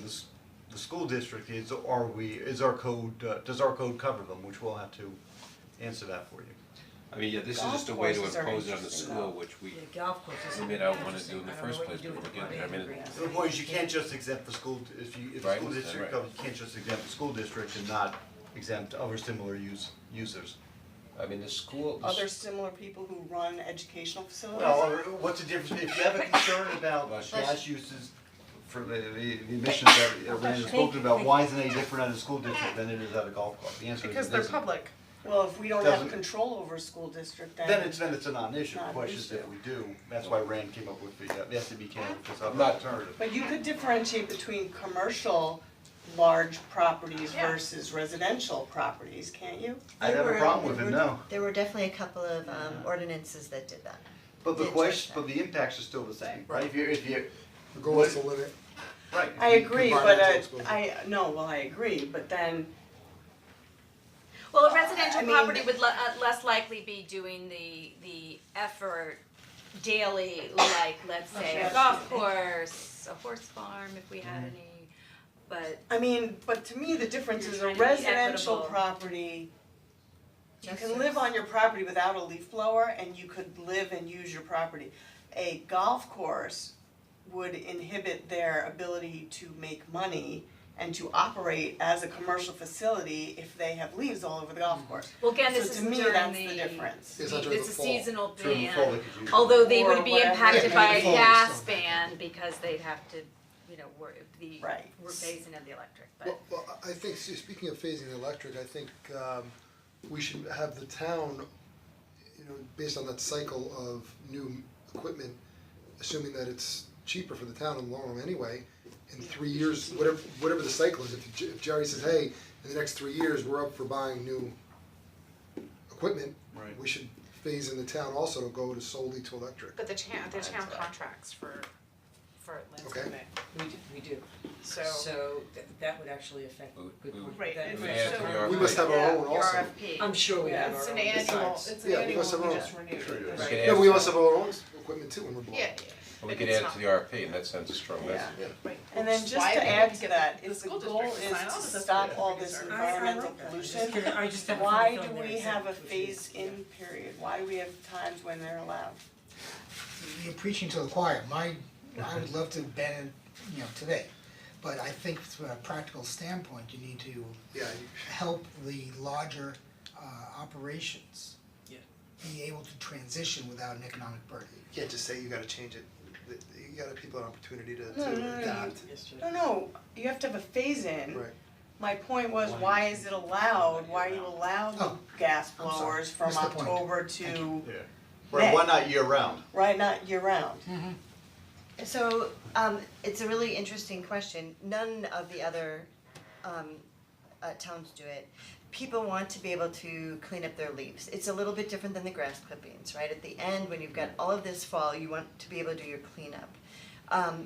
If you wanted to go that extra bit, you're going to definitely come up against a lot of pushback, and that's really a political question on your behalf, whether or not you wanna take on that fight. And it is a discussion we in our board had disagreement over, so that is, that's really something you guys have to decide, Cause how I've far you talked want to to go. a lot of landscapers and they all tell me that, mulching your leaves into your grass is much better than blowing them and getting them away. They're all the nutrients does- going back into your, But it does depend on grass. your leaf coverage. Sometimes, You yeah. know, like if you have a lot of trees on your land, you are not going to be able to mulch enough without killing your grass, and people have complained about that, and some of the their pushback is, you will kill my grass if I have to mulch everything into the ground. But yes, you're absolutely correct, but that could be yard to yard. I for one am You not still have for to a get rid of some. ban, boom. Right, and I- It's not gonna work. well, I- or can you allow for electric then instead of like ban Even gas? if you can't just tell Jeremy, people, suggesting. yeah, but that needs to be over time, you can't just tell people in a company that, who knows how many people they have, like my guy's a small little guy. You gotta could buy still have a electric. phase-in period for years, but I'm saying, we're saying no matter what, October 1st to May 14th, you can use gas and electric. Right. You could say October 1st to May 14th, you can use leaf blowers, but they have to be electric. That's what And Jeremy was maybe it's suggesting Let's earlier. as say- of whatever That's what I- yeah, year. that's what I- Yeah. We're saying that, right, we're giving them a period to update their equipment. Yeah, I said that, so I said they do that over Right. 2 years. And that would I mean, I include think the this is the- homeowners that, you'd be telling that you Right. you can't use the electric. I think this is the biggest question that faces the board, if I may phrase it that way, is what is this exemption look like? Because as we've gone through it, as I've looked at this and discussed it with others, the rest of it seems to fit in line with the precepts of the town. But now the question is, how do we do this without unduly burdening people? And the question then is it set by a distinction of utility company, municipality, school gets exempt? Or is it a distinction by property size, and then what's the phase in around it? Nick, how, you think you can find out fairly quickly if I we can. can enforce this upon the school district? Yes. But even if we can enforce it upon the school district, doesn't mean we should.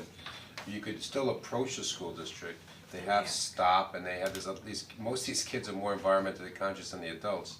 And they could lead the effort to get the school to do a voluntary ban. The point is you could achieve the same thing without imposing it on them. Well, imposing may be a harsh term, but it would be nice to know if they're really obligated to follow our Well, regulations. I had a conversation with the school, with what's it, John Chow. John Chow, thank you. And at first there was resistance, when we went through it. It turned to, if it's phased in, they would be more than accepting of it. Because again, it's whatever the cycle of the equipment is, I mean, Right, if it's so, 7 years or fine. whatever it is, And I and believe- we'll talk to Jerry about that, And I but believe you unless also you said guys- that they have a contract, they contract out Right. landscapers. But So it's it's the also- same argument that you have for the town. But it's also that you talk to them and believe me, imposing anything on any other municipal entity never goes over well. You're misconstruing. Bringing them into the conversation Yes, and of getting course, buy-in of course. makes it, we get the same result. Of course, but it's good to know if we have the ability at the end of the day to enforce our own laws within our municipality, which includes them.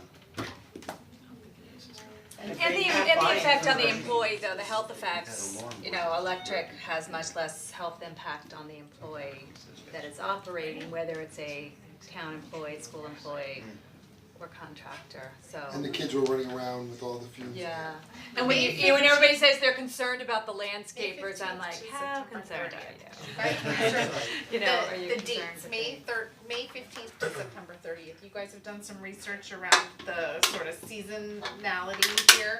I ask because last weekend my oak tree dumped all of its catkins, all over my deck and driveway and everything, I mean, it was a disaster. Yes. Well, this follows in line with the other municipalities, first of all. Second Well, of all, some of them were June first, dates- I know, cause I was like, oh, June 1st, that would have helped out with my last weekend situation. Yes, they would. But the dates also, we felt align themselves with spring cleanup, is usually done before May, yeah. Okay. And the leaves really don't fall in earnest until October. But I think what Ivy was referring to is the those little yellow stringy things, and then I spent a half an hour sweeping little white flower petals from an garbage can. Yeah, they're coming down off all those trees. And that of course is obviously the end of May, but typically it was that people are starting, and in some cases starting the outdoor season, the windows are opening up after May 15th, and then that's why, even though you do miss that window of the big pollen drop and the big leaf drop of spring, you are increasing your risk of pollutants in the air and the air quality more so after later that that gets period, in the the later it season. gets. Yeah, and I may have been a little late this year too. And that's what I was wondering, yeah. I'm not sure. Yeah. Okay, should we move on? Yep. So our rollout philosophy is this, we started this a year ago. We've done the research, we've interviewed key stakeholders. We're now at the point where the plan on this being enacted really next May. By the time we get through passing legislation and all, I don't think it's feasible to say it would be this summer. So we would look to, during the winter and spring, start a education series, breaking it down really to two groups that need to be educated. One are residents and the other one are landscapers. Right. And then in early spring, we put signage in place around town. It's 19 also. Excuse me? Your last bullet point is just a typo, it's ordinance in place, May of 2019. Excuse me. Okay, And and then early spring spring of 2019. 19 as well? Yes, thank you. That's fine. So that's kind of the rollout. This is our initial wishful thinking. I think that's reasonable, I mean, if that's far out. I'm not gonna belabor this slide. Irvington, the reason the slide's here is to mention that Irvington, New York, has a form of a ban in place, as you can see from the charts. When they interviewed the landscapers a year out or 2 years out, what they all came back and said, it's been a great fit for them. And you can go out to the Irvington site and see what they say, and in fact, there's videos out there. Do you know Support what for the ban? Scarsdale's ban is? I didn't see it on that chart. Scarsdale, I don't believe has a ban. Good, that's being. Oh, cause it was green. It was green in the map, but then I didn't Village see it. code prohibits the use of gasoline leaf-powered leaf blowers June 1 through September 30th every year. And this was, I stand corrected. I didn't look it up this year, Rand, but this was as of May 12th, 2017. Yeah, Okay. I think theirs has been a while, And but I it's only gas. think that might be from 2018, yeah, 2018. It's only gas. I think it's only gas. We had a chart somewhere that had there are like 5 that are both gas and electric. Yeah, that's in the, So here, that's in here, As a reminder, if we do something that Yeah, is more than other towns will follow us. So the impact that's created here will be much more far-reaching, not only in Westchester County, but in New York State. A lot of municipalities, and I don't mean just towns, but counties actually do look at Newcastle. I study that because I've been upstate talking to them. So if you think about the impact, what you're doing, and for example, Jeremy, you've spoken about, maybe giving people a couple of years, but then just doing electric and things like that, the impact will be far greater than, I'm all for that level of, for aggressive, environmental aggressiveness, as long as you give people the opportunity to adjust and buy and. Okay. So I would have no problem putting to the statute a grace period to introduce to electric blowers. For both residents and. No matter what, so Doesn't matter whatever who you gas are. is permitted now from X date to Y date, that in 2 years from now, for example, whatever sort of the science says, or whatever we learned about the life cycle of these machinery, it needs to transition to electric, and in doing so, I think it's incumbent upon us to also show homeowners and business people the savings, so that they understand that they can do it over time and start, it's not all at once. Yeah, and we absolutely cannot exempt ourselves. Right. And the other thing is, I mean, the truth is that the technology is caught up to it, so now's the time to do it. I mean, it's 5 years ago, I don't know, but the technology probably wasn't there. Yeah, the technology is there, the electric blowers, the battery operated blowers are becoming as forceful as the gas. Now, there's Which is a negative to bad thing that, too, right? in that they're getting noisier, and they're starting to blow. Listen, you can't have it all, you can't have it all, maybe in Rand, 10 do they have years, we'll solar worry about it. powered leaf blowers yet? No. You have to have like a check. Thank you for asking. Just curious. How about coyote We're power starting to leaf sell blowers? trucks with Coyotes running. Just curious. There's no self-interest here. So, I skipped 1 or 2 slides for the sense of time. Get your point. Questions is really what, I'm here to try to answer or get more detail on. If not, then, the way next steps as we see it is the process that we need to go through to get this legislation in place, an education series, signage, and then we're done.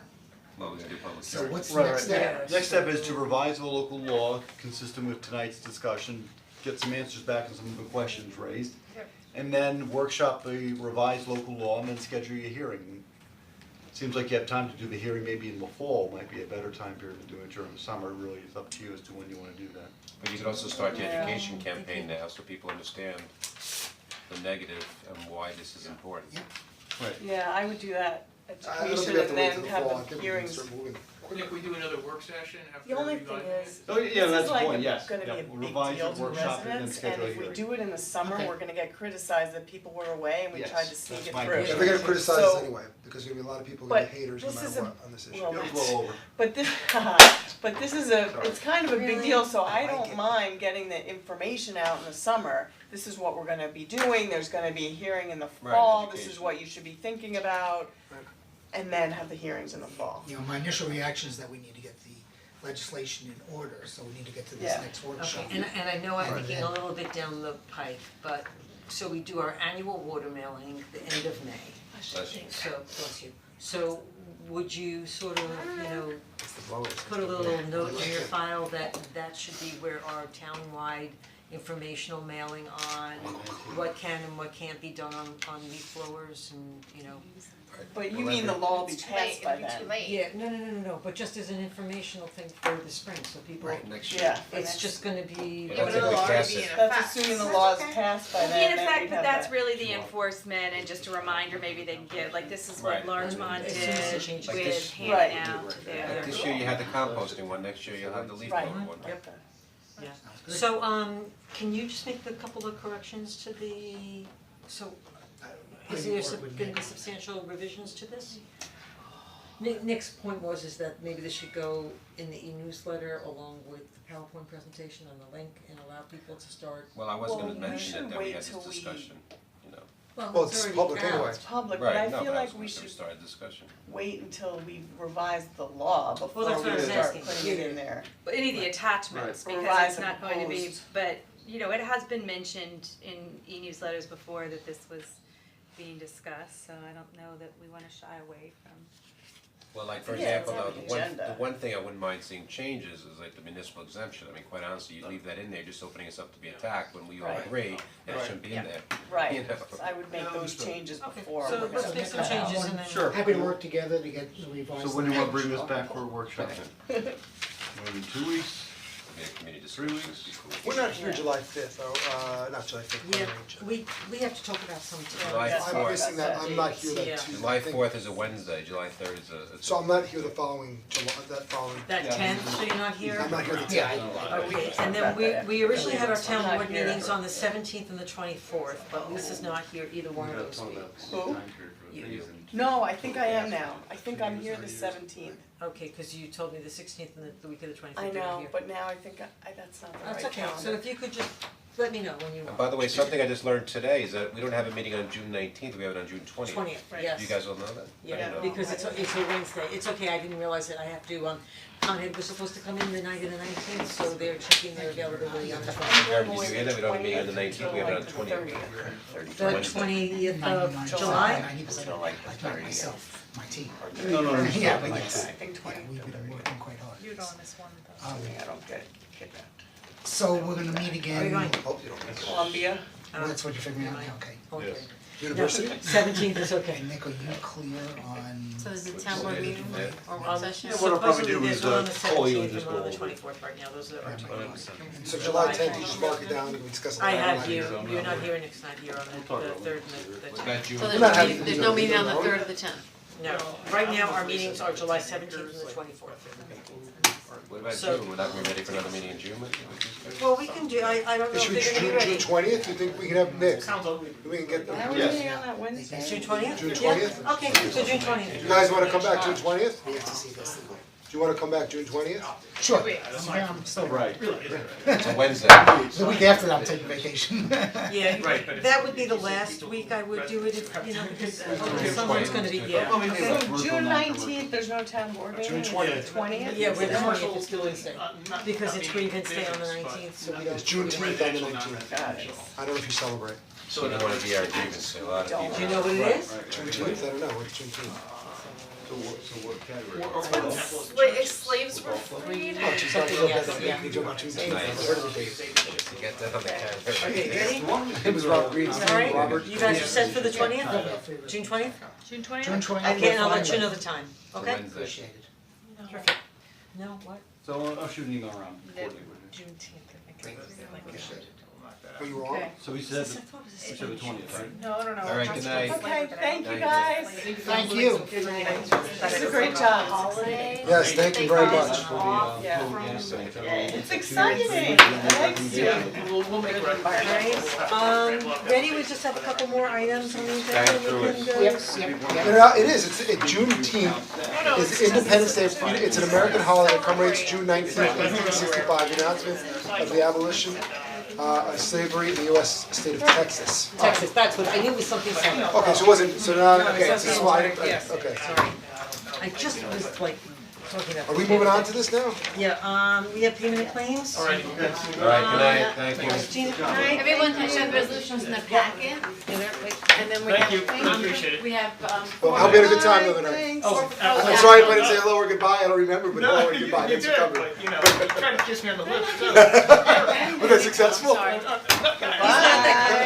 I'm sorry. Guys, it takes Get out while you can. Take care, thank you. Bye. Alright, so Payment of claims. Can't take it anywhere. Robert Greenstein again, my name is Robert Greenstein. Yes. I move to hire Thomas DePaul as building inspector at DePaul. As building inspector at an annual salary of $91,603.42. This appointment is effective June 11, 2018. This position will be subject to medical clearance, drug, alcohol testing, and a probationary period no less than 12 weeks and no more than 52 weeks. Second. All in favor? Aye. I move to hire Christopher Hoffman as a summer intern at the water treatment plant at a rate of $10 an hour. This appointment is for a 10-week period effective June 4th, 2018. Second. All in favor? Aye. I move to approve the payment of claims in the amount of $349,682.19 listed on the attached reports, all prepared on June 6th, 2018. Second. All in favor? Aye. Oh, Aye. checks will be issued and mailed on June 7th. Aye. Second. All in favor? Aye. I don't know what's going on. I move to approve the workers' compensation coverage renewal for 2018-2019 through New York State Insurance Fund for a one-year term for an approximate annual fee of $473.433 based on the estimated payroll figures provided, a savings of $42,533 over last year's fee. This renewal also continues the town's participation in the safety group and eligibility for a further safety group dividend payable in March of 2019. Second. All in favor? Aye. Aye. Wanna do the last one? Take us Sure. home, yeah, Arnie. we have two more, so. What? Yeah, I'm sorry, we keep going, go ahead. Yep. I move to adopt the following resolution authorizing acceptance of a letter of credit, okay? Therefore. Wherefore aye. Yeah, therefore, the town board and the town of Newcastle hereby authorizes the acceptance of letter of credit, described in the attached resolution, I can barely even see. Second. All in favor? Aye. Aye. I move to approve a change order number 4 for ELQ Industries for temporary steel, does it say temporary? Temporary steel? Temporary shoring. Shoring steel for the Chapua Streetscape project in the amount of $112,749.17 plus a 50% contingency fee for a total of $130,000. And what's that? I don't know what that is. Yeah. I can't make out the last 130,000 100 even. And this, again, to refresh everyone's recollection, this is not something new, if I'm not understanding it correctly. It just was not properly annotated and put into the agreement that it should have been there initially. So it's not a new fee, it's one that would have always been borne to the town. Is that an accurate statement, Nick? Yes, no, that's good. Thank you. Second, anyone? Second. All in favor? Aye. Aye. I move to approve a license agreement with Intergenerate, P.O. Box 518, Katona, New York, for a community garden for the license fee of $100 per year. Said license shall expire on November 30th, 2024. You can just do it, sorry. Yeah. Done? Second. All in favor? Aye. I don't think that necessarily, there's no fee for that, I think it's just a question of if we wanna let It's them whether or not sign you up. guys wanna do this a resolution that we are still in for the Paris Accord. a We resolution can announce it next thing, at the Okay. next meeting, and we'll do a full resolution on it, okay? Yeah. Okay, it's just basically the main goal is to sign up for it and share resources. Yeah, We're it's all fine. good with that. Okay, so we'll just do it. Okay. Alright, motion adjourned? I move to adjourn. Second. All in favor? Aye.